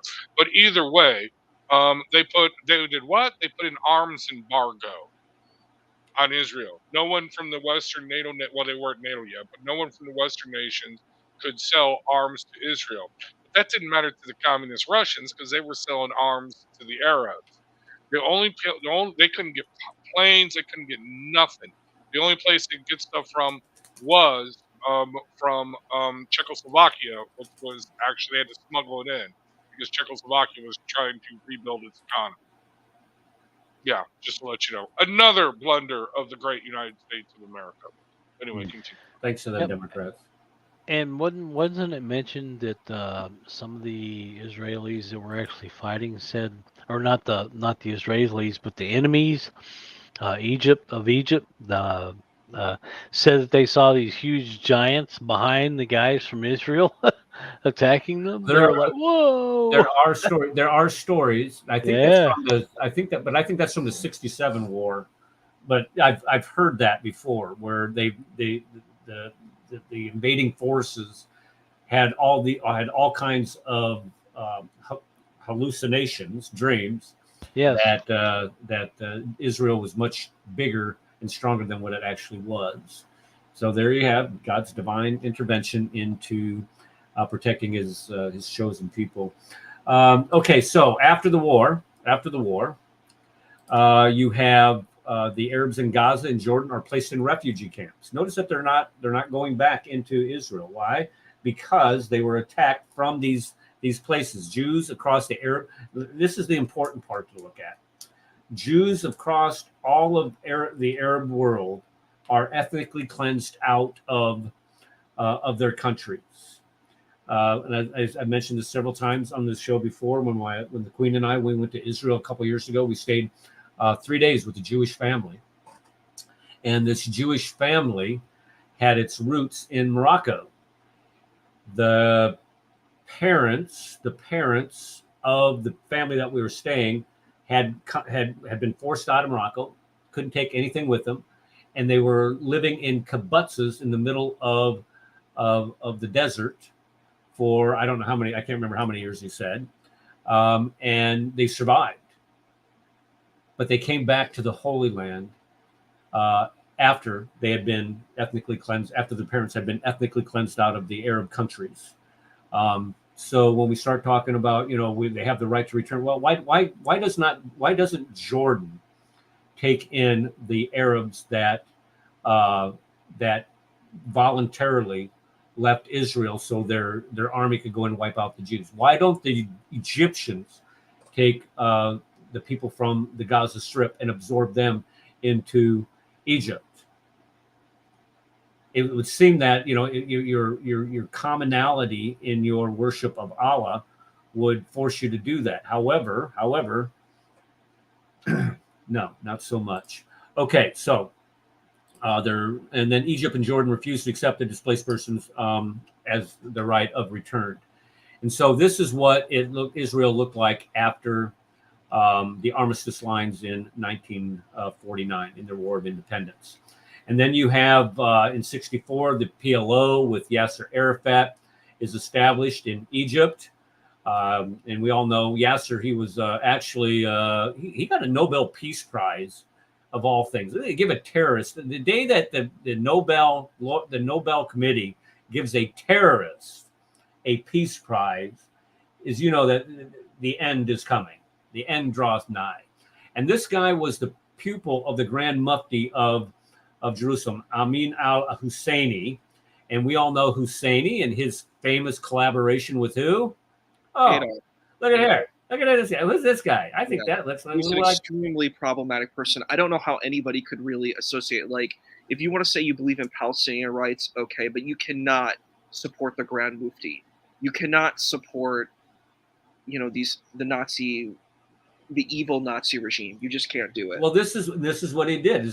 Where do you think Hitler got the idea for the, you know, for the mass? Well, I guess Hitler had this idea, but you know, for standing up of all of these Muslim, Arab and Muslim brigades that fought for the Nazis. It was this guy right here.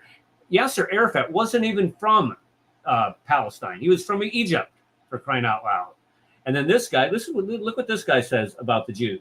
Arabs rise as one man and fight for your sacred rights. Kill the Jews, wherever you find them. This pleases God, history, and religion. This saves your honor. God is with us. So there you have this guy's student, Yasser Arafat, saying stuff like this. So when you have Yasser Arafat, if Yasser Arafat's on your side, you know you're on the wrong side.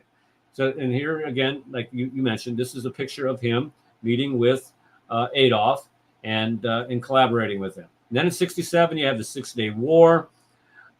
Israel is attacked from, this is Egypt, where they shut off the Straits of Tiran, which is right here. So the Elliot, you can't trade through Elliot anymore up in the Gulf of Aqaba, and you can't.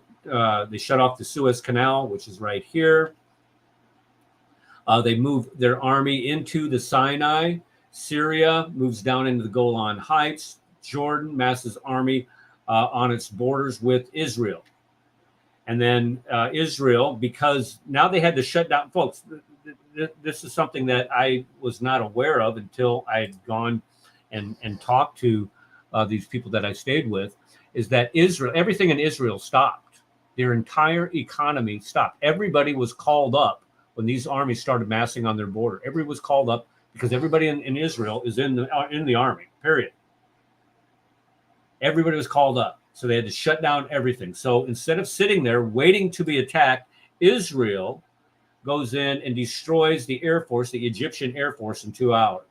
Nobody thought that they could destroy they caught them on the ground, for Pete's sake. Syria and Lebanon, they attack. Syria attacks from the Golan Heights. Jordan attacked. Jordan was warned to stay out of it, and they did not. So they attacked from where? The West Bank. And Israel repels all of these attacks. Now, this is the important part, folks. The Arab armies signed a ceasefire. They started it, but yet they signed the ceasefire. Now, according to the laws of war, Israel is now entitled to take the West Bank and the Golan Heights, and they also were able to occupy the Sinai Peninsula. Again, they're gaining East Jerusalem, the West Bank. Now, when you look at the laws of warfare, I'm not sure if I have this on here. If you are an aggressor, this is the important part to understand. If you are an aggressing country, according to the laws of warfare, for example, Jordan, they attacked Israel from the West Bank. Syria attacked Israel from unprovoked from the Golan Heights. Israel is entitled to keep that land which they took, defending themselves against your aggression. I want to make sure everybody understands that. That's just law of common sense. Well, but this is international law, though. So when Isa, I'm calling you out right now, When Issa starts talking about these settlements in the West Bank, these settlements in the Gaza Strip that Israel gave back, oh, by the way, and these settlements in the Golan Heights, those aren't settlements. That land belongs to the Israelis. Why? Because Jordan willingly attacked Israel, despite being warned to stay out of it. The same thing with Syria. Stay out of this, because they were going to go to. Despite warning them to stay out of it, they attacked them anyway. And so when Israel repelled them, they are allowed under international law to possess that land as their own. Period. Now let's get back to this. I want to make sure everybody understands that point. So all of this land belongs to Israel now at the conclusion of the 67 war. Then you have the 3 no's from the Khartoum resolution. This is where no peace with Israel, no recognition of Israel, and no negotiations with Israel. And this eventually leads to the Yom Kippur War in 73. You also have the Munich attacks in 72 because Israel is possessing these lands to include the Sinai. And we all know what happened to this. If you just there's a movie that was made about this a number of years ago. Yeah, it is. It was a really good movie about how they went out and they hunted down these people that that planned these attacks. It's a pretty good movie. They got them all but one, and they killed some poor innocent mock. I kind of want to engage that element of the settlements. Like, there are settlements in West Bank too, and it is a violation of the international law according to the Geneva Convention in Article 49. So it is against international law. What is the some of these settlers? The what? Some of these settlers, it's against international law.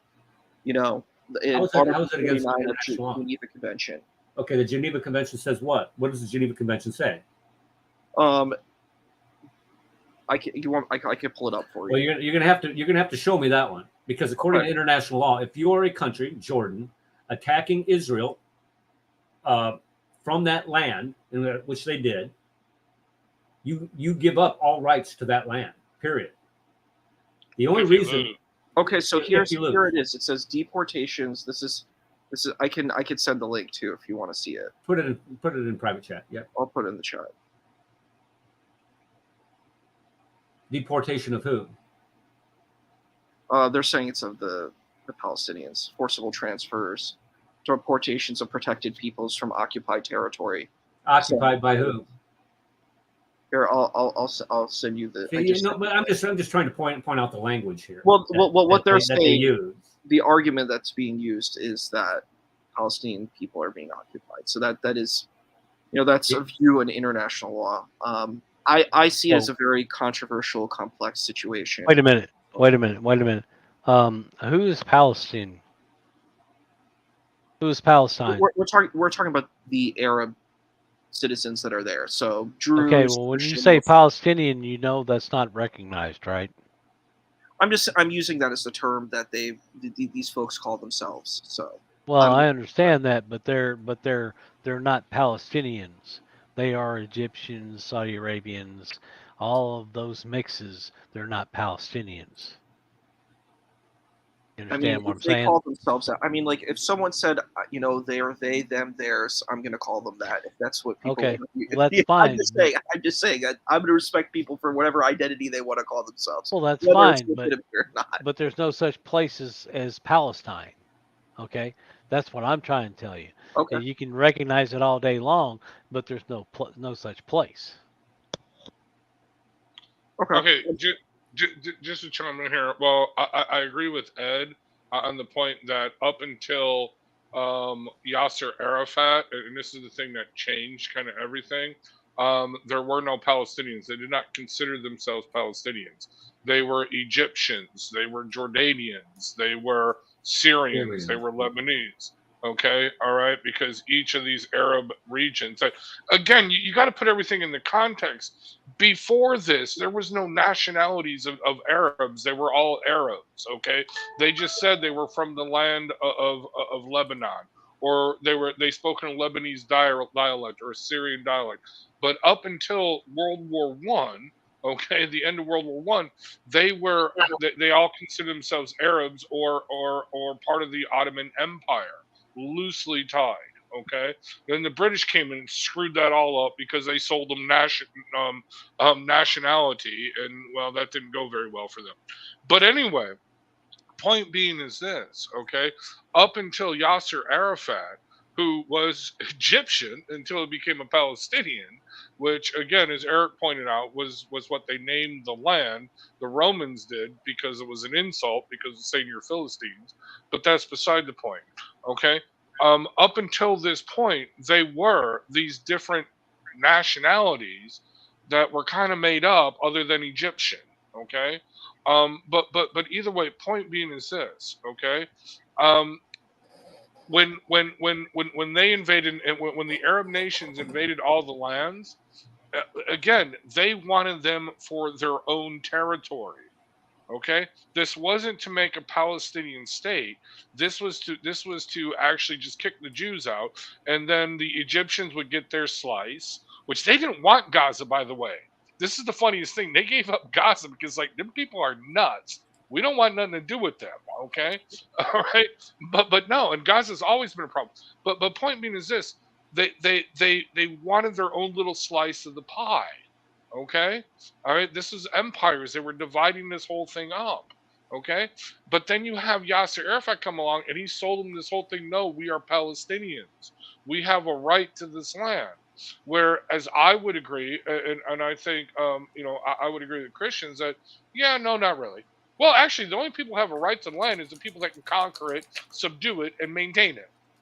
That's the only people that have right to land. I have a right. Okay, if I buy a house, I have a right to that land, but I lose that right if I don't make the payments on the mortgage or pay it up or keep up on the taxes or even maintain the property. Okay, and this is kind of the ultimate thing. Now, I think where I agree with Isa is the way is what is happening in these quote unquote occupied territories. There were agreements made by, again, another Democrat president, okay, called Jimmy Carter, okay, with what's his name from Egypt, where we made peace with Egypt, Anwar and Sadat. Egypt would say. Anwar Sadat, where Egypt said, "Yeah, we don't want Gaza no more. We're giving that up. Screw that. We're leaving that alone. And we promise never." Well, let me get to this. Okay, go ahead. Because I gotta break this down because Right. Okay. Paul makes a point here. He says that the right to occupy, but not the right to possess. The reason. Okay, here's the reasoning behind that. If you look at let's say, for example, the Ottoman Empire at the conclusion of World War One, or Germany at the conclusion of World War One, they were forced to give up all kinds of lands because they had attacked these other countries from those lands.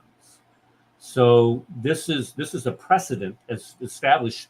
I mean, back to World War One. So then you have World War Two. Germany again is forced. I mean, they go in and they reclaim the Sudetenland, the Rhineland, and then at the conclusion of World War II, they again are forced to give up these lands. Why? Because they were the aggressors during the war. Well, when you look at Israel in '67, Israel in '67 is attacked by Jordan, Syria, Egypt, and this is the part to pay attention to. Israel attacked Egypt first in the Sinai Peninsula. Why? Because Egypt had amassed their entire arm, or a large portion of their army, and was ready to attack Israel. So instead of waiting to be attacked, Israel preemptively attacks Egypt.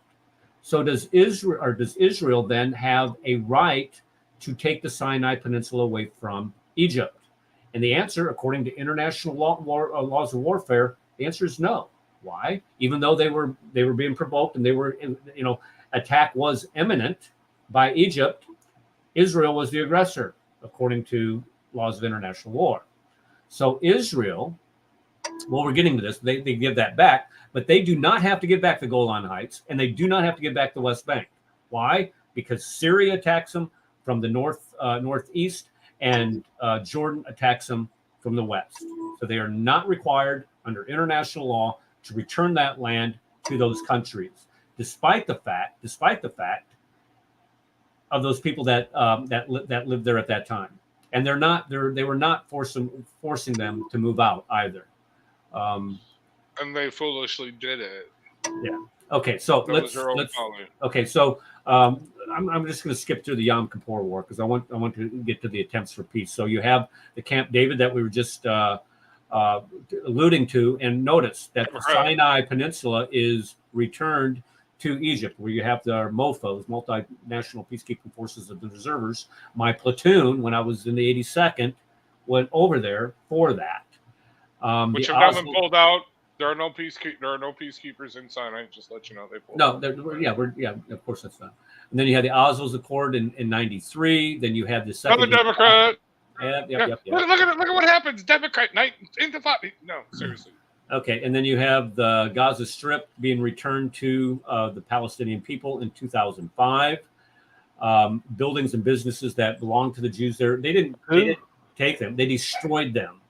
They tore it returned to the Palestinian. Well, the people that were in Gaza Strip at that time. Oh, okay, because I don't know who Palestinian people are. I know. Okay, thank you for that reminder, Ed.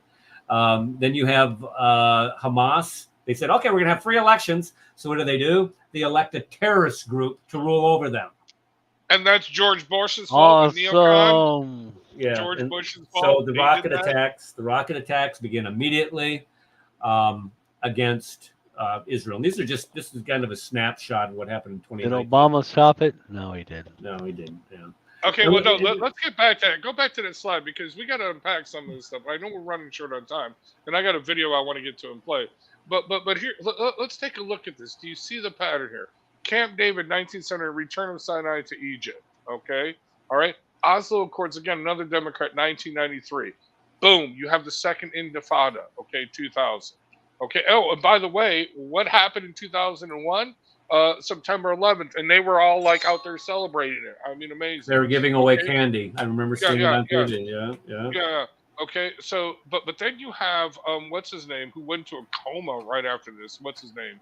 Ariel Sharon. Right. Well, okay, he just unilaterally says, well, again, everybody does not want Gaza because Gaza is just insanity. Gaza has always been a problem, even in biblical times, Old Testament times. Gaza has always been a problem for some reason. Okay, it's like biblical. But anyway, he just says, screw it. I'm going to give you Gaza. We don't want it. Nobody wants it. Okay, all right. And then, as you said, they went in. They had these greenhouses produced, okay, like a fourth or something of Europe's agriculture. Their produce, okay, was shipped to Europe from these Israeli-run greenhouses. Well, they pulled out.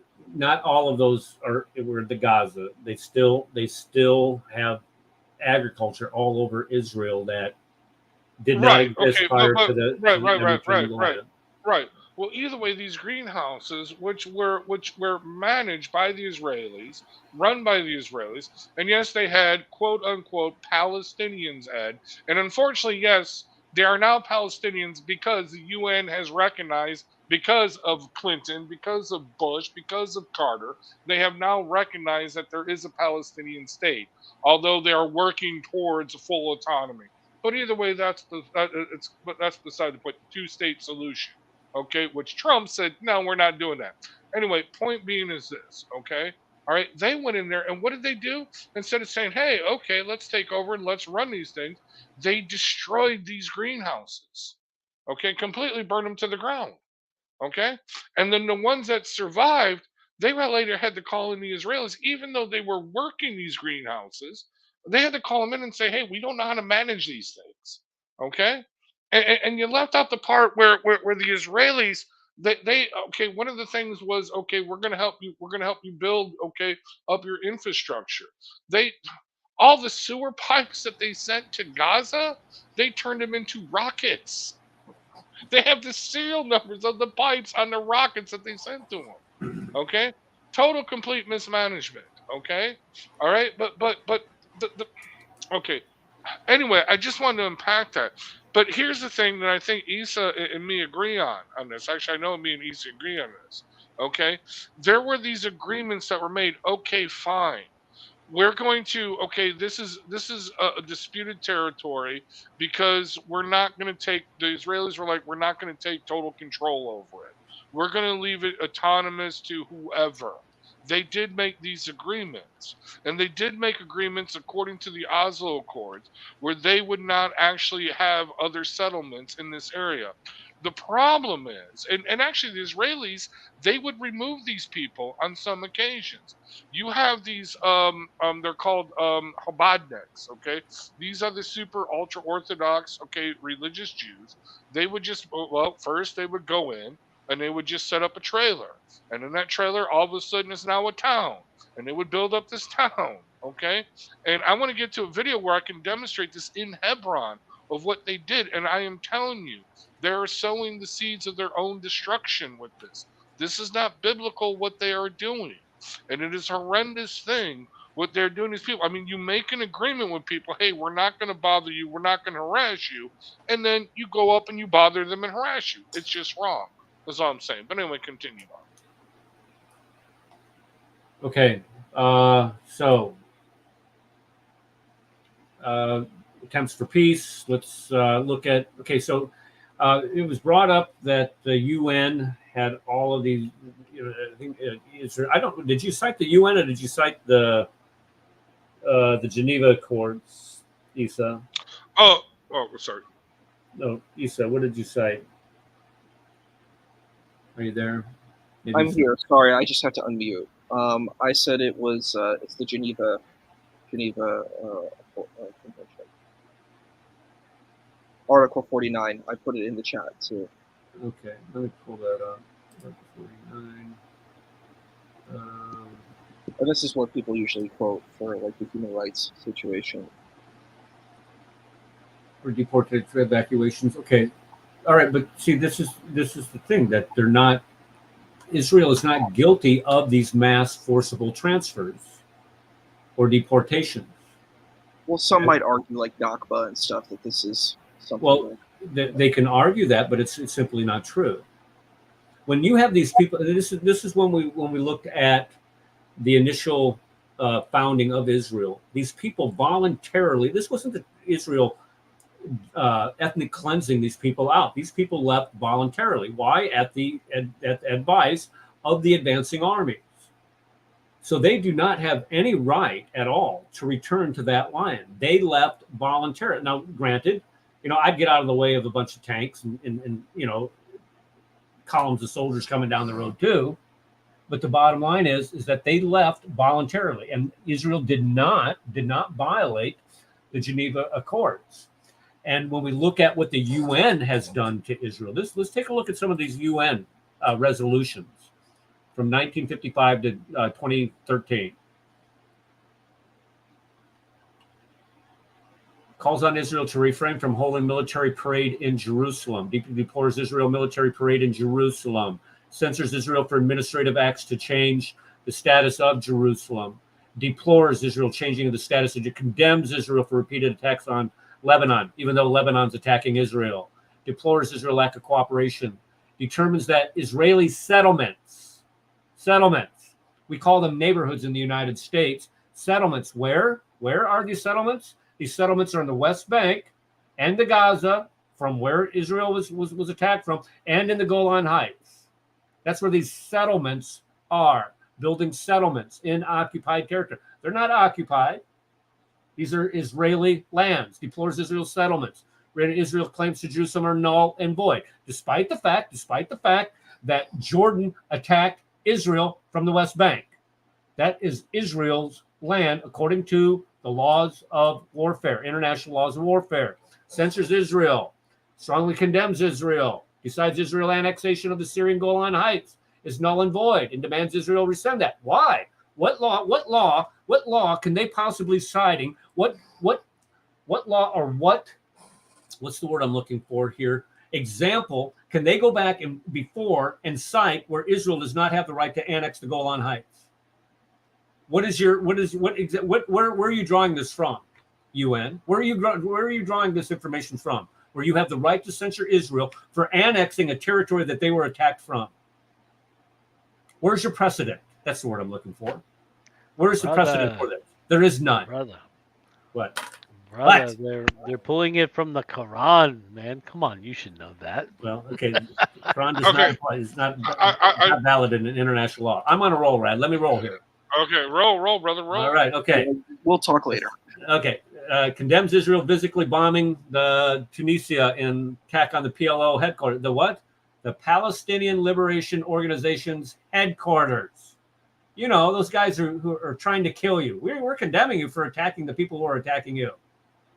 Do you know why they were in Tunisia? Because the Jordanians kicked them out because they went to war with the Jordanians. That's another. Okay, not to deport Palestinians. Palestinians of who? That are attacking them. Israel has defied the United Nations and deported Palestinian civilians. I would deeply doubt that. Condemns Israel for violence against Palestinians at the Haram al-Sharif Temple Mount.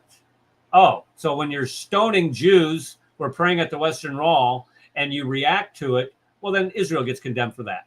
Calls for safety. Okay, folks, 76 resolutions against one country for this. One country, 76 resolutions by the UN. Resolutions against the Palestinians, 1955 to 2013. Calls on the Palestinian Authority to, let's see here, to meet its express commitment to ensure that those responsible for the terrorist acts are brought to justice by it. How many they got? One. You have one, folks. You have one UN resolution against the Palestinians, regardless of the fact that they're launching rockets into Israel indiscriminately. They get condemned one time. One flipping time. You tell me that's not a problem. I guess we're seeing the pictures that's being painted of what will get Jesus to return, right? You go to 2018. You're right, Ed. Yeah, 2018. Israel is against UN resolutions against Israel in 2018. 21 of them. Iran once. North Korea one. Russia one. United States. They even had one against the United States. I wonder what we did in 2018. That was Trump. Oh, it's probably because we moved our embassy to Israel. That's probably why we got condemned. Hamas rocket attacks. 0. China, 0. Turkey, 0. Iraq, 0. Venezuela, 0. But Israel, look at that, 21 UN resolutions against Israel. And you're going to try to tell me that the UN is not an anti-Semite, filled with a bunch of anti-Semite pigs? Are you kidding me? See, that's why Trump was right. We should pull out of the UN. But I want to add something too, if that's okay. I if you don't mind, I just want to say one quick thing. I think an issue that you brought up that's fair. It's very fair about the there is this anti-Semitism where Jewish people are held to this other standard that other people aren't. I always compare Israel to Pakistan because I'm like, there's really no other greater comparison that exists. It comes around the same time, 1948. It's literally it's almost the same thing. It's creating a state for the protection of a certain religious class. It's like just beat by beat by beat.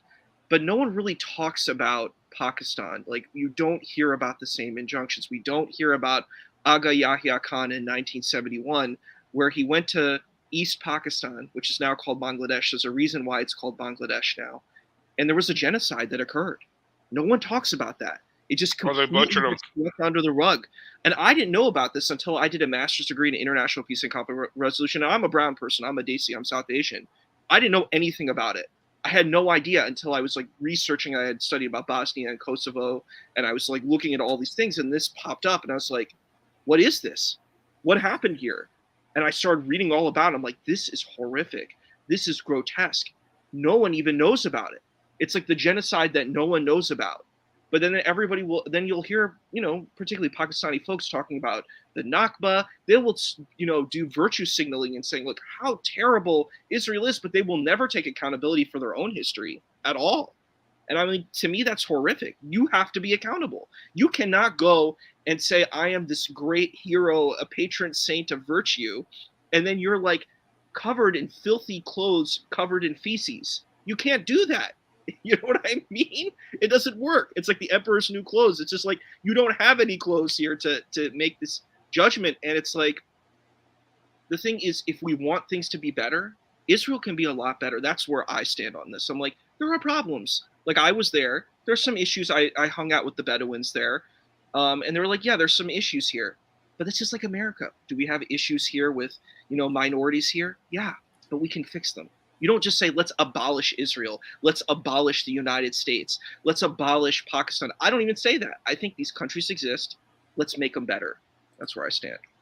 Well, the clear solution is to abolish the police, obviously, but no, but no. So this is where me and Issa agree on this topic here. I'm gonna share a video here. This is Hubadiah Street. By the way, you mentioned the settlements. No, there were agreements where Israel would have no new settlements in a region, and what you would have these Chabadniks, these religious Jews. By the way, they do not serve in the military. This is the key point. They do not serve in the military, but they decide who is a Jew and who is not a Jew. They control the judiciary, the Supreme Court. Okay, they have tremendous power. Although they do not serve in the military, they do not have any. They're not even police officers. They have nothing. They consider them to be the inheritors of the Levitical priesthood. Okay, but anyway, they set up, like I said, a trailer, and then all of a sudden, trailer all of a sudden it becomes a town. It's like, what the hell, dude? And they go harass him. But there's this thing in Hebron. Under the agreement, Hebron is controlled by, I'm sorry, Ed, the Palestinians. Like it or not, disagree with it or not, they are recognized. Okay, it was given that Hebron is controlled, okay, by the Palestinian Authority. Okay, all right. There were these Jews. It's a family. It's only 57 to 100 people, if that. This Abadnik rabbi, moved into a hotel with this family in 1950 something and took over the hotel. Just said, I'm not leaving. This is Jewish territory. This is before you know what I'm saying. I actually it was after 1957 war. Okay, but anyway, moved into this hotel and said, no, I'm taking this over. It's on Hubadiah Street. Okay, all right.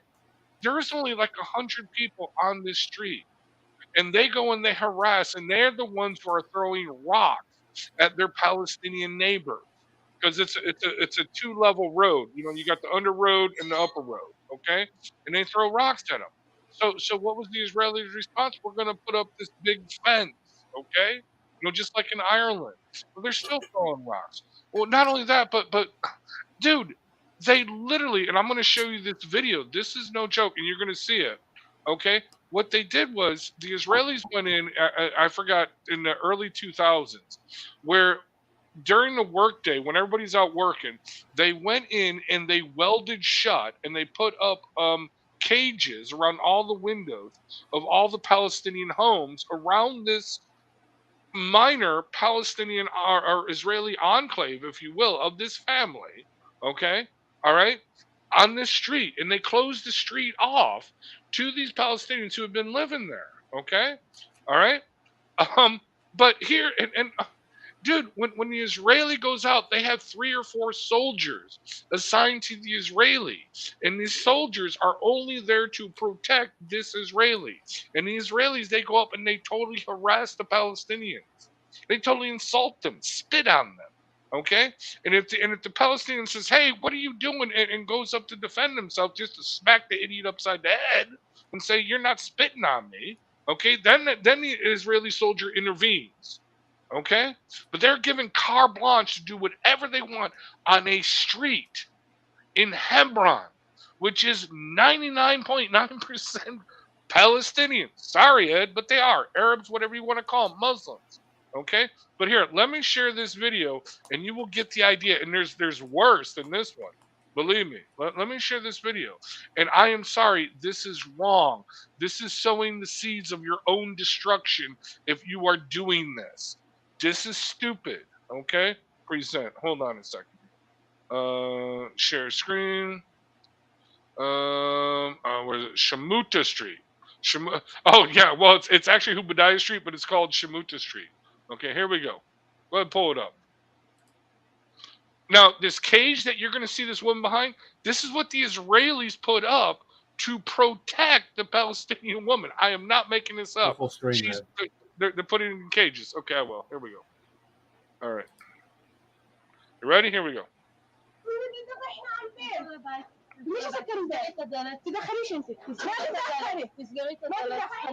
You see the cage? You see, the Israelis put that up. See the Israeli soldier?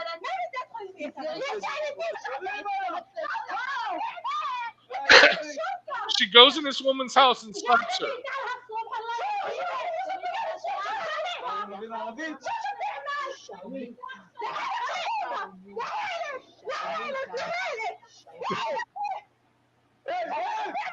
Yeah, you got to keep them caged up, man. Yeah, that was a joke, right?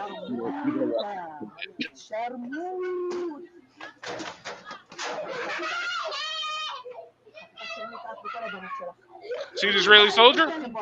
He's not interfering with her. Yeah, what a horrible thing to say. Well, I think the axiom is power corrupts absolutely. So it's grotesque. But the point is, this is what's being done on this single street. Now, it has been stopped. They have now opened up the street. Hold on, I'm playing another video here. I took it off. Okay. Well, what's gonna? Anyway, Anyway, I can show a lot worse stuff in Chicago, but bang bang, right? No, you're not going to show. You're not going to show white people caging up black people in Chicago, Okay, and cops walking behind the white person saying, "Go ahead and insult these people in Chicago." You're Is not that a gonna see challenge? that. Is that Okay. a challenge? Yeah, that is a challenge. Go ahead and show me that. That's not Okay. happening. Seriously, Alright. that's not Oh my happening. God. We're gonna check. We're gonna look into that. All right, Issa, go ahead. Okay, I was going to say that I think that it's an unethical situation, but that's the point that I bring up, because I bring up a humanistic position, because people can do bad things, and we need to have accountability and we need to grow. So the thing is, we do have to understand also what's going on within the Israel government. It is terrifying. It's a very difficult experience to live within this situation. Jewish people have intergenerational trauma. I know my family has a lot of that. There's a lot of intergenerational trauma. There's a lot of anxiety. There's a lot of fear that comes down through the ages. That's happening now too. It hasn't changed. And I would say most to all Jews have this trauma. And we have to consider that. And there's a lot of trauma that if you want to call them Palestinians, Arabs, Middle Eastern, Druze, Muslim, Christian, whatever you want to say about these groups, they are suffering too. Both of these communities are suffering, and they both need resources. They both need support. I definitely promote like a two-state solution. I think that's the best thing, or at least a unified kind of Switzerland solution. I'm not saying it will happen, but I want peace, and that's actually what Jewish people want. They want peace in this situation. They don't want to keep fighting anymore. They want to feel at peace. And is that going to happen? I don't know. I think people are angry and upset, but that is the ideal that I want. And that's what I always herald to. That's what I always bring up. I'm like, can we? That's realistic, though. I mean, seriously. And let me just comment. Should a real quick comment at Rad over that video. We also have the Westboro Baptist Church folks who sat up here and protested the funerals of soldiers who died in forward deployed soldiers. So you can show. Well, but is the U.S. military or the police protecting the Westboro Baptist Church people from actually going up and digging up the graves of these soldiers? Do you see what I'm saying? This is deliberate. This is the military that is behind in this Hebron Street. Their own job, they are assigned soldiers, okay? Where the soldiers only do. The Israeli can do whatever the hell they want, okay? Here's the point. You see what I'm saying? Here's the point that I'm trying to make is that every group has extremists. They have a bunch of assholes with them. I said that. I got in trouble for saying that, but I didn't get in trouble. But somebody was complaining, "Oh, he said asshole." Every group has a bunch of assholes with them. Unfortunately, these people that are in Israel are assholes. And instead of protecting them, I agree 100% with you. Instead of protecting them, you ought to put them in jail for assault. Is what you need to do, because there is such a thing in Israel, equal protection under the law, and that's what you should do. So if anybody, number one, she should have been arrested for um, um, going into the woman's house. Period. You go into her house, you're under arrest. But evidently, I'm not. I don't know the whole story behind that thing, and I don't want to comment any further on that. But the point that I want to drive home is that this hatred for one another, as you said, alluded to, is generational. And he mentioned the fact that the Jews want peace. Well, this is true, and they have actually demonstrated that they wanted peace repeatedly, by giving. I mean, they had land for peace. They gave back Gaza, and you look at some of the agreements that they've made that cost. Who was the Israeli prime minister who was assassinated? Was that Begin? Menachem Begin? No, it wasn't Menachem Begin. It was it Menachem Begin? Yep. Okay, all right. So I mean, assassinated by one of the Habadniks. Yeah. Yeah. See, so they're assassinating their own, their own prime ministers for crying out loud. So you can have tensions on the of the Let me get back to my original idea here. You have one side that has this deep-seating hatred for the other, and the other side, even though they probably hate the Palestinians for what they're doing to their country and what they do to the Israelis who are living there in the West Bank, in the Golan Heights. They probably hate them for that, but you have a desire for peace where you don't have that on the Palestinian side. And to say that you want a two-state solution is completely, as far from where I sit and from what I have seen, is unrealistic. The Palestinians don't want a two-state solution. They want their land back.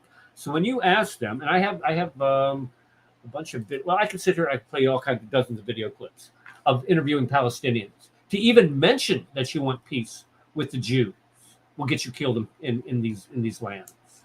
Just to mention your neighbors will take you out, kill you. Well, that's why the Abraham Accords are such a winning strategy. The reason why they're doing this is because they get all this support from these Arab countries, okay? And they are told that unless you support this thing, and Issa brought up people in Pakistan that have nothing to do with Israel, okay? They're Pakistani, okay? But as Issa brought up, no, they have to, the Nakla or whatever they call it, they have to be down with the cause, okay? It took on this thing because of these Arab dictatorial states who don't care about these people. Remember, they drove them out, okay, they're the ones that drove them out of their own land, and they put them in these refugee camps, which are now cities, okay? And guess what? I was going to bring this up. These Palestinians, even if they get a PhD, even if they get a doctorate in medicine, they cannot practice medicine in Lebanon and in Syria and in Jordan. Who can? The Palestinian refugees. Why? Because they are barred from practicing. There's like 20-something professions that these refugees cannot practice in, and they're all high level. They can't be doctors. I think they can be nurses, but they can't be doctors. Okay, but to be honest with you, I'd rather be treated by a nurse than a doctor because the nurse actually knows what the hell's going on. Doctor really doesn't. This is seriously. Okay. Anyway, but they can't be doctors. They can't be engineers. They can't be what do you call it? They can't work in what do you call it? Ed works in what is it? HVAC? HVAC? Yeah, HVAC. They cannot work in these professions. Basically, if you want a restaurateur, that's why a lot of Palestinians own restaurants. Have you ever noticed that? A lot of Palestinians own restaurants because that's the only thing they could do. Okay? In these countries. No, they are treated more horribly, okay, by the people that drove them out of their own countries, promising them all the booty, okay, of the Israelis, okay, and put them in these camps, and these camps are sit because of the UN. The UN. Oh, this is another thing I want to bring up. The Palestinian refugee crisis is the only crisis that has been continuous for the past 47, 50 years. In other words, okay, the refugee status to a Palestinian, okay, is lifetime. Whereas in other nations at conflict or war, refugee status is only for you and your immediate family that fled. Here they extended it to the Palestinians, where it's like, no, it's your original great grandfathers that fled during the 1947 war, and it's all the way down to their great grandchildren forever. Okay, and they made them permanent refugees. They're basically people without a country. They have no passport. This all comes back to where Jesus Christ says, until you come to me, it's not going to happen. Period. I don't care if you're Palestinian, if you're Jerusalem, or whatever. Until you are Christian with Jesus Christ, you can forget it. Period. I wish I had Steve on this. He could testify to this, that they have that you basically, there's no, well, there might be now because later, but before you did not have a Palestinian passport. You couldn't get a passport. You couldn't travel. You couldn't leave your area. You know what I mean? You were stuck in these, again, they were first camps, tents, and then they became trailers, and these trailers then became actual cities. Okay? Cities that are walled off, that they cannot go out and get a job. They cannot go out and work. True, they can get all kinds of education. You got the UN and they're educating them and giving them all kinds of PhDs, but they can't do anything with it. You see what I'm saying? They're stuck in limbo. They're stuck in stupidity.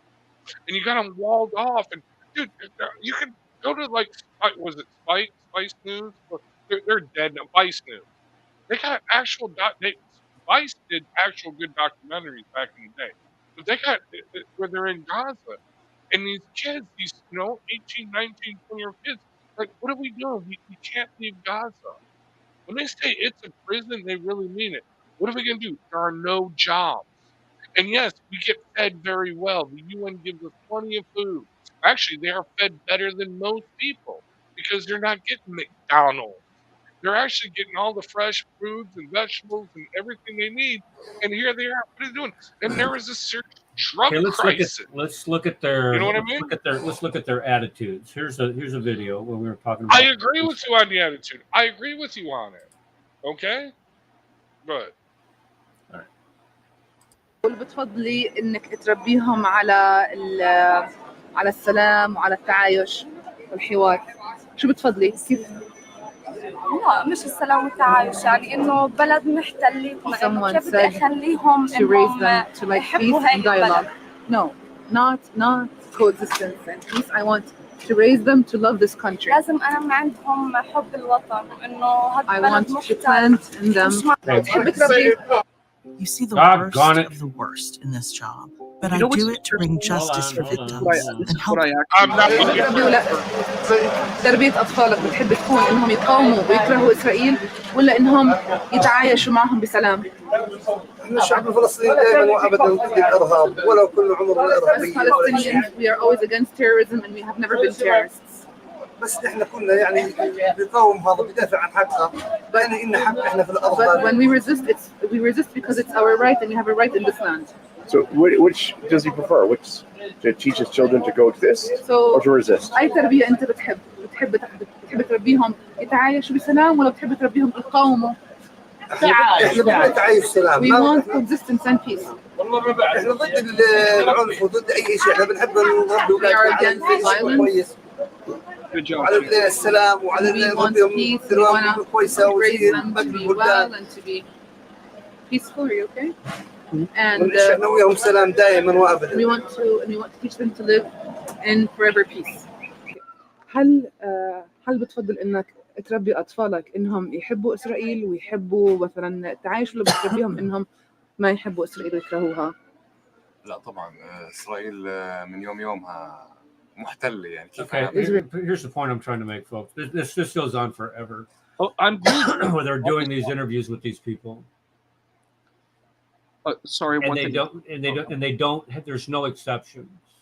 They do not want to live and coexist in peace with Israel. There's Okay, always Eric. some time.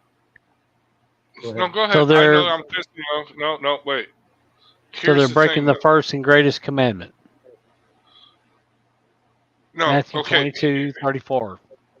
Well, I Here's the thing. Go ahead. Sorry. One quick thing. This is actually interesting because I had mentioned this before. The Ask Project. Gil Schuster, he does this. He and this, I forget what her name is. It's a Middle Eastern woman, but they go together and they ask questions about this, and it is pretty horrifying the answers that are that are given in this situation. And I've seen a lot of them.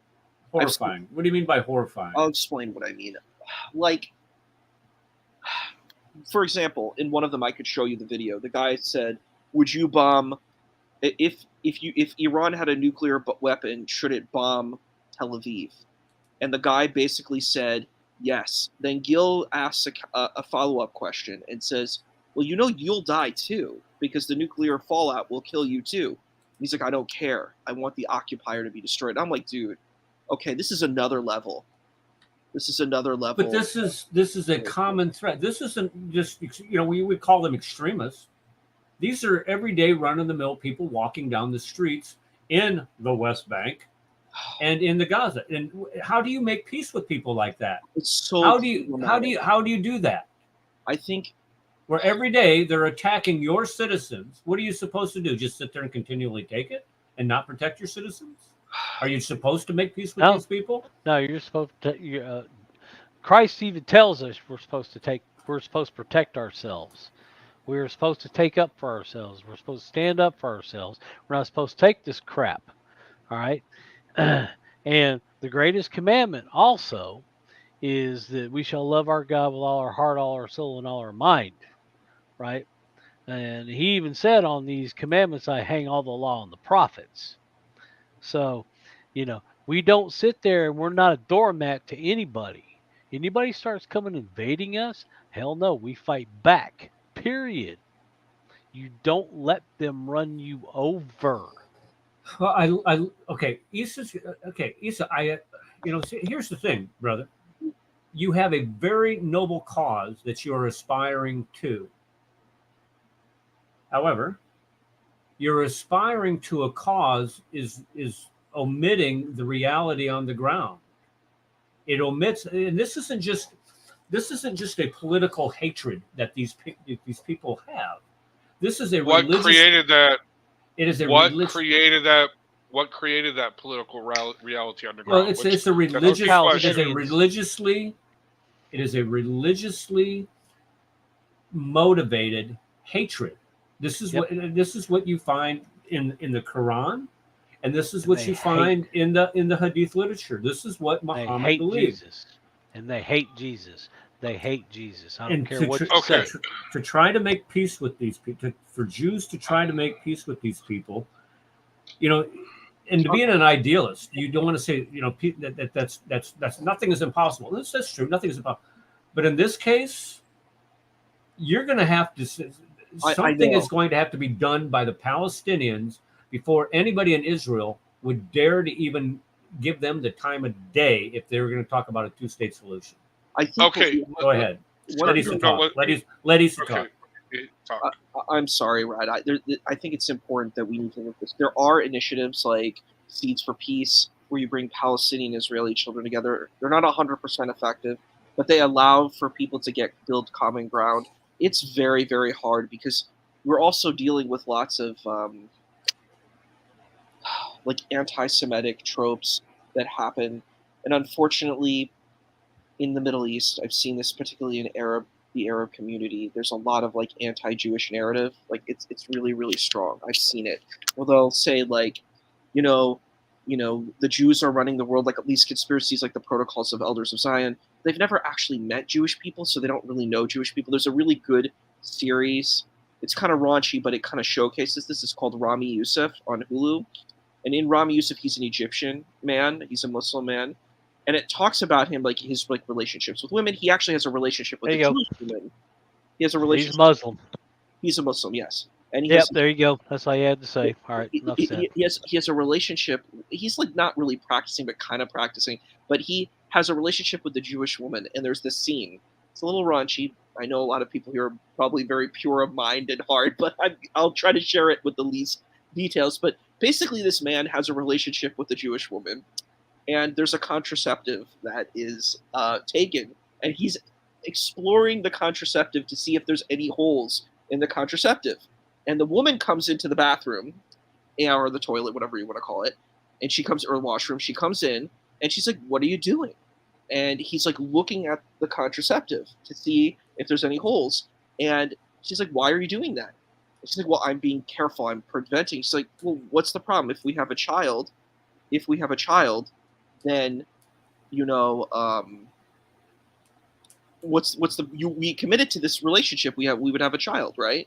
And he's like, "Oh, no." And the problem is because he had Middle Eastern parents who would not accept this. They would not accept that a child would come from this situation. It's like really kind of horrifying, and you'll see it over and over and over again. There's an uncle who says really overtly anti-Semitic things, or anti-Jewish things, because they're Egyptians or Semites, so anti-Jewish things, blatantly anti-Jewish things. And the children are like, "Dude, you can't say this. This is anti-Jewish what you're saying." But it's kind of very common in a lot of places, and it's really not healthy, and it's not well. And I'm sorry for sharing that kind of very explicit story, but it kind of exemplifies the problems that we can see in this situation. Well, he should have just done muta marriage. I'm just saying. Yeah, I'm trying to figure out what this has to do with the tea in China, man. You know? Well, okay, it has everything to do with it. No. Okay, you guys are missing a very important piece of Israeli, history, modern history in this point. Okay, it was after the first Intifada war. No, actually before this. Okay, but anyway, okay, Israel did this thing.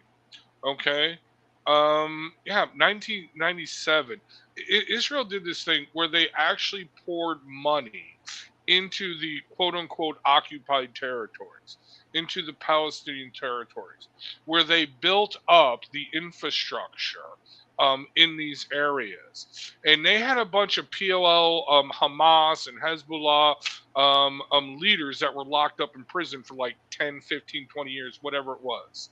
Okay. Well, and Steve, if he was here, he could back this up. He knows more about this than I do. But anyway, they get out of prison, okay, and they want to continue on the fight. I mean, they've been locked up and they've been in a hellhole in Israeli prison, okay, for a decade or two.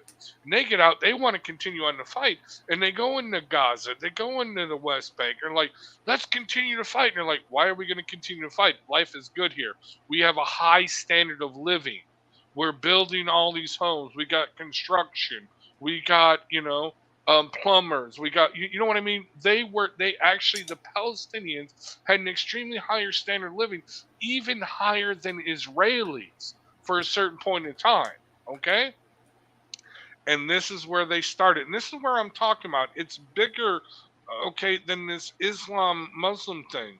This is this is actually the Communist Manifesto. Okay? This is actually Socialism 101. You destroy, you create the problem. So what they started to do, they started to tear up the streets. They started to destroy the construction projects. In other words, they created the chaos where the Israelis would have to react, and driving them and take away the jobs, take away the infrastructure, take away everything that was giving them a standard of living that people, I mean, let's face it, if you got a high standard of living, you're not going to go out and fight the jihad. I'm sorry. Some will, but most are going to be like, no, I'm pretty much happy. I got a good life here. Life is good. I got a family. I got kids. You know what I mean? Everything's good. But no, they deliberately did this. This was deliberate. This was by design. And this is actually from Socialism 101. Gain as much power as possible. Destroy the infrastructure. blame the opposition on the destruction of the infrastructure, gain more power. This is how this works. And this is what they did. It was, I think it was after the first Intifada, or maybe before. Actually, it was before, and when they got out, this caused the first Intifada. But either way, point being is this: they're doing this to their own people, and again, is Israel has been making mistakes that just feed into it. Okay, like the Shemuta Street. Okay, like and I'm sorry, these settlers, no, this is an agreement. You do not have these people come in, and that's beside the point. They're feeding their own. This is why the Abraham Accords was so important, and then a Democrat by the name of Joe Biden screwed them all up. Okay?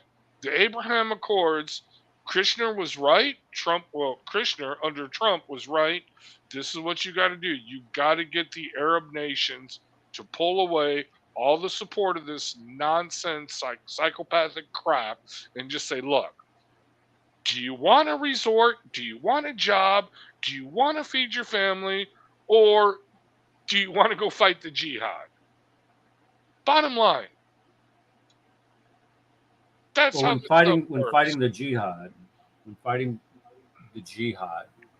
which would eventually lead to your death, results in you gaining 72 virgins in paradise. What do you think they're going to do? Well, not only the 72 virgins in paradise for you, but your whole family. No. But this is all being supported. This is all being programmed. This is what they're putting on their media. That's why next week's show should be, can Islam be reformed? Okay. No. Well, thanks, Darcy. That's a quick no.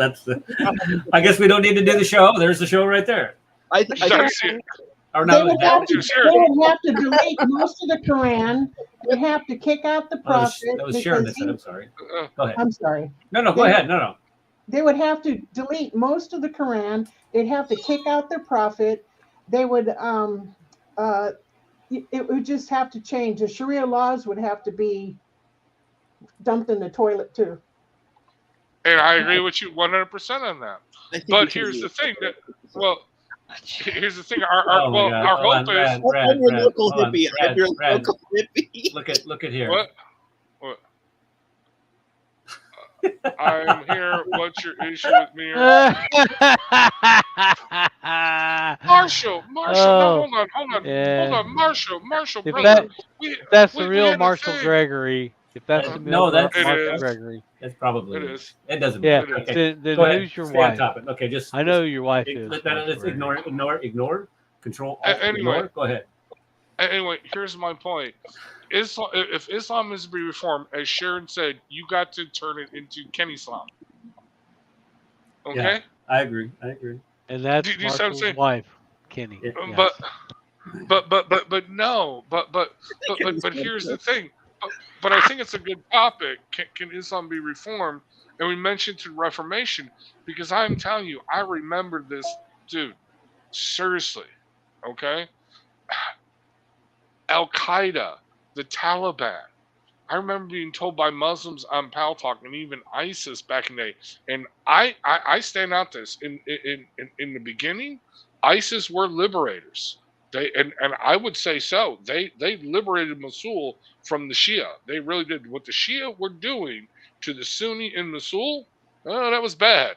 I mean, when you're retreating and you got a bunch of prisoners, okay, and you're retreating and you're machine gunning the cell blocks and throwing in hand grenades for good measure as you're retreating, that pretty much shows how bad you are. I'm just saying, okay? But anyway, okay? They are the reformers of Islam, is what I would say. They are the actual reformers. What I would say, the Ken Islam, okay, the followers of Ken Islam, okay, are the actual, corruptors. But anyway, it'll be a good topic next week. Can Islam be reformed? That's my prelude to it. That's my position. Okay. That would be an interesting conversation. Yeah, it would be. Well, Darcy I can't said wait.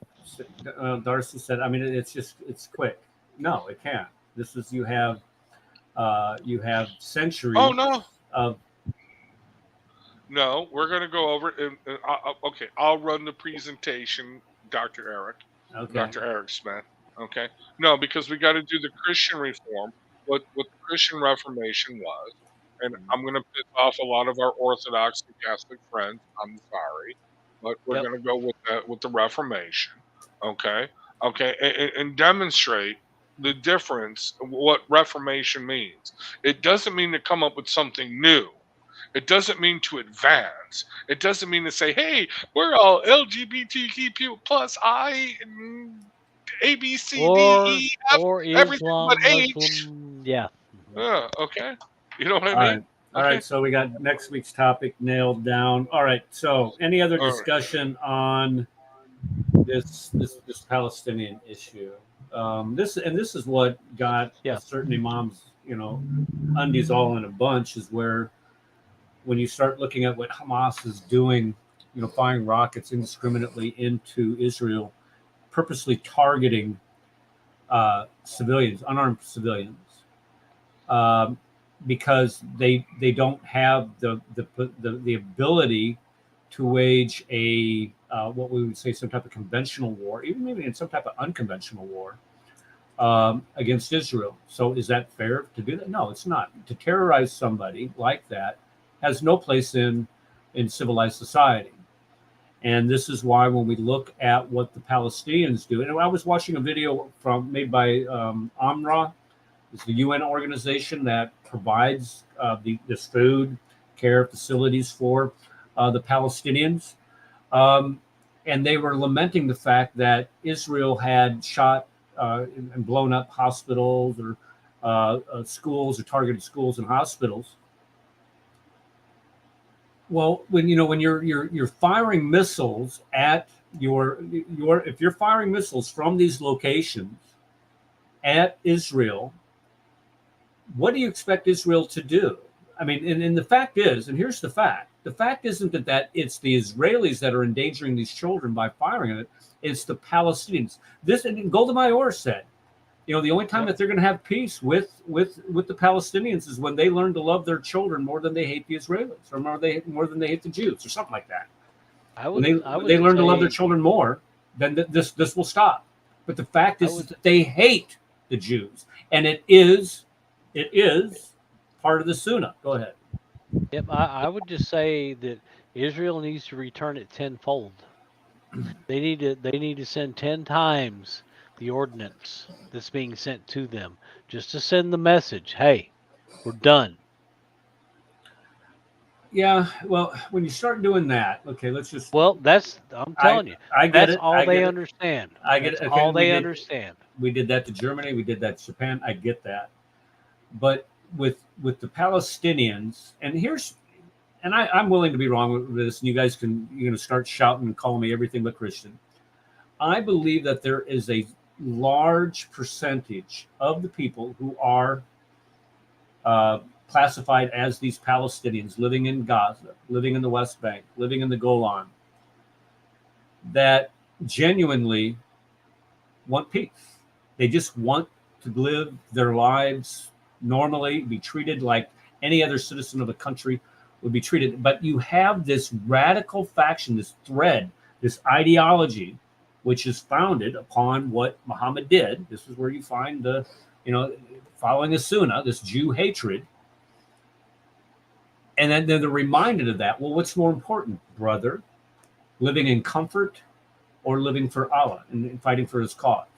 And of course, if they follow the Sunnah, when they follow this example and they're called on the carpet, they have to say, well, fighting in the cause of Allah is the main thing. And so it can't, unless there is, and this is why I think next week's topic is here it is. There we go. Thank you. I should have known. There it is right there. Peace will come when the Arabs love their children more than they hate us. There you go.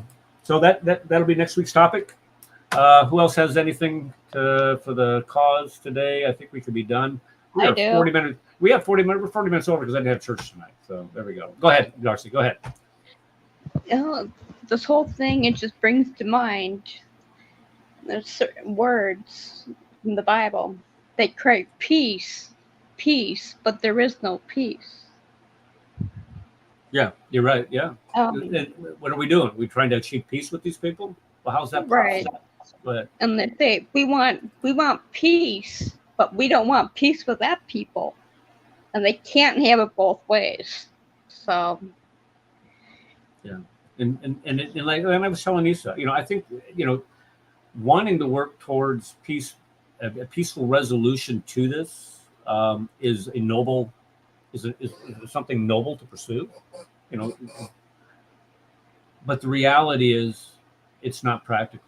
You cannot do it with these people when you understand their underpinning ideology, their underpinning beliefs, their core beliefs.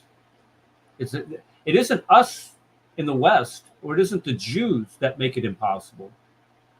It's the Palestinians that make it impossible. Yep. When you have these people saying we're never going to have peace with these people. Why? Because it's our land. Well, if you believe in the Quran and if you believe in the Bible, and you're approaching this from a truly religious, and this is why I brought it up. Well, you're wrong also. So you're wrong politically, religiously, and socially, militarily. Their idea of peace is completely different than our idea of peace. I agree. Period. I agree. I agree with that. That's exactly the deal. Their idea of peace is total subjugation to their bull crap. And I'm not going to do it. Sorry, ain't going to happen.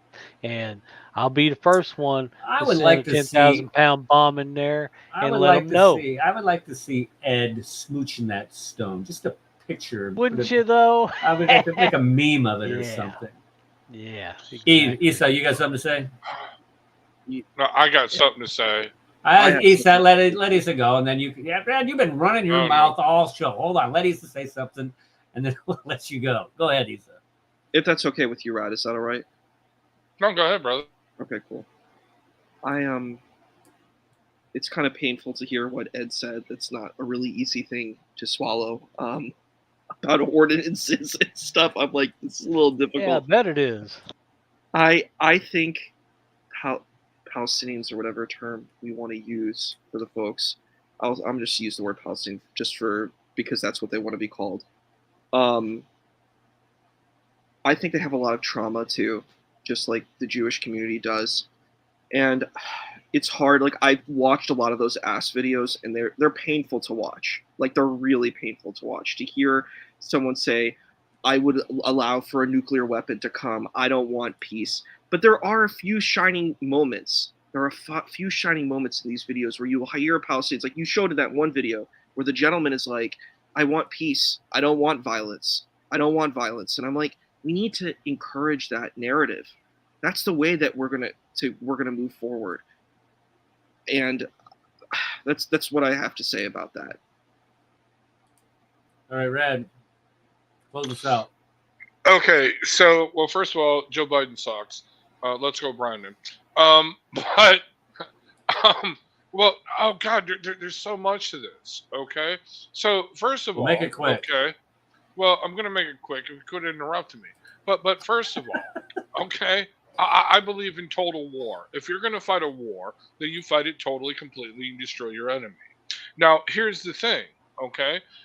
You look at even the biblical thing, okay? When God says to Abraham, "I'm going to give you the land, but not now," okay? Because in 400 years, what I'm trying to say is this: you can't conquer a land if you do not have enough people, okay, to subdue the land.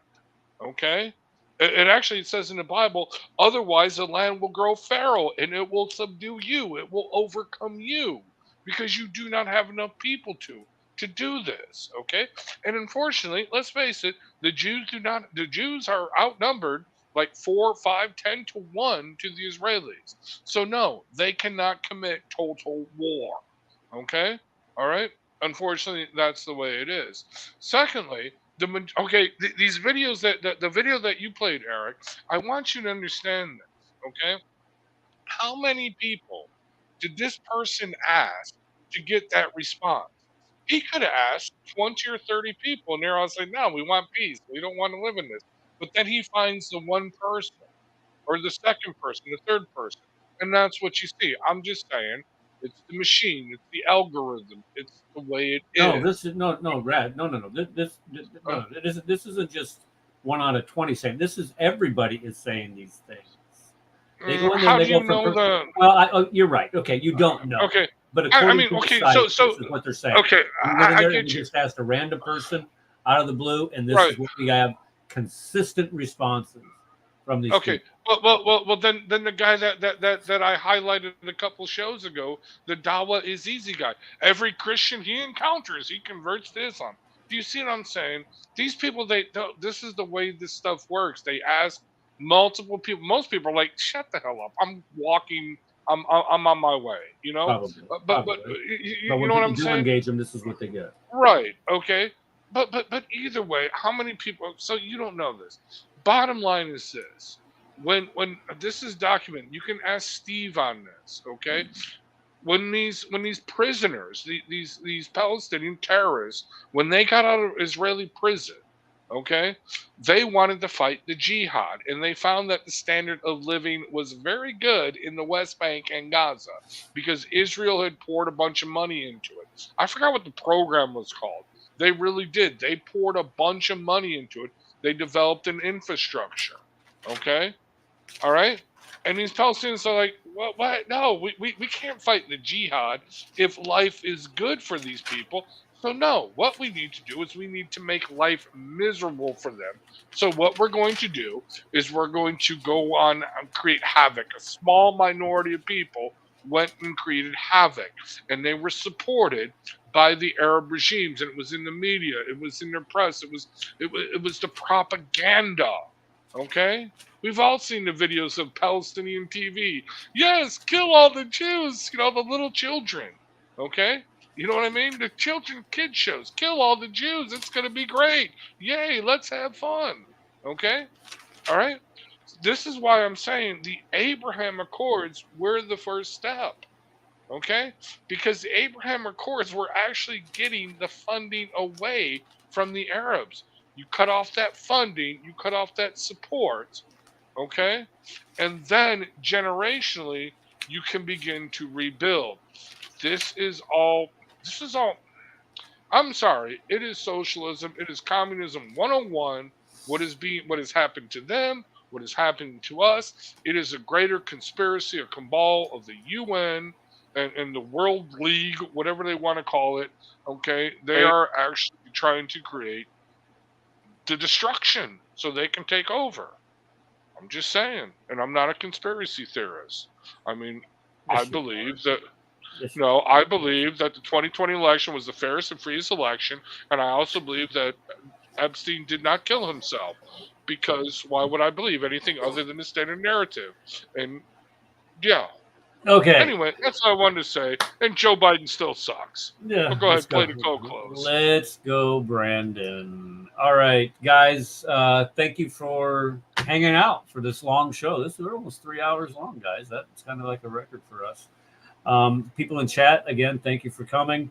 And to our friend who showed up in chat, go ahead and just look at the beginning of the video. You'll see.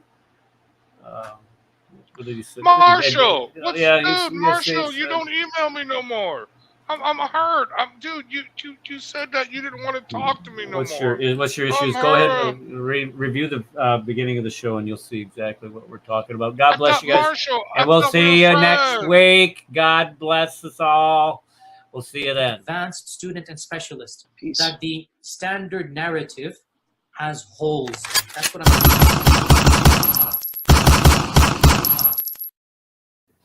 That the Muslims were rioting against one another. And as much as we don't want to face the fact, the Muslims were lying sometimes. They were fabricating, they were embellishing, and that might be hard to accept, but that is a reality.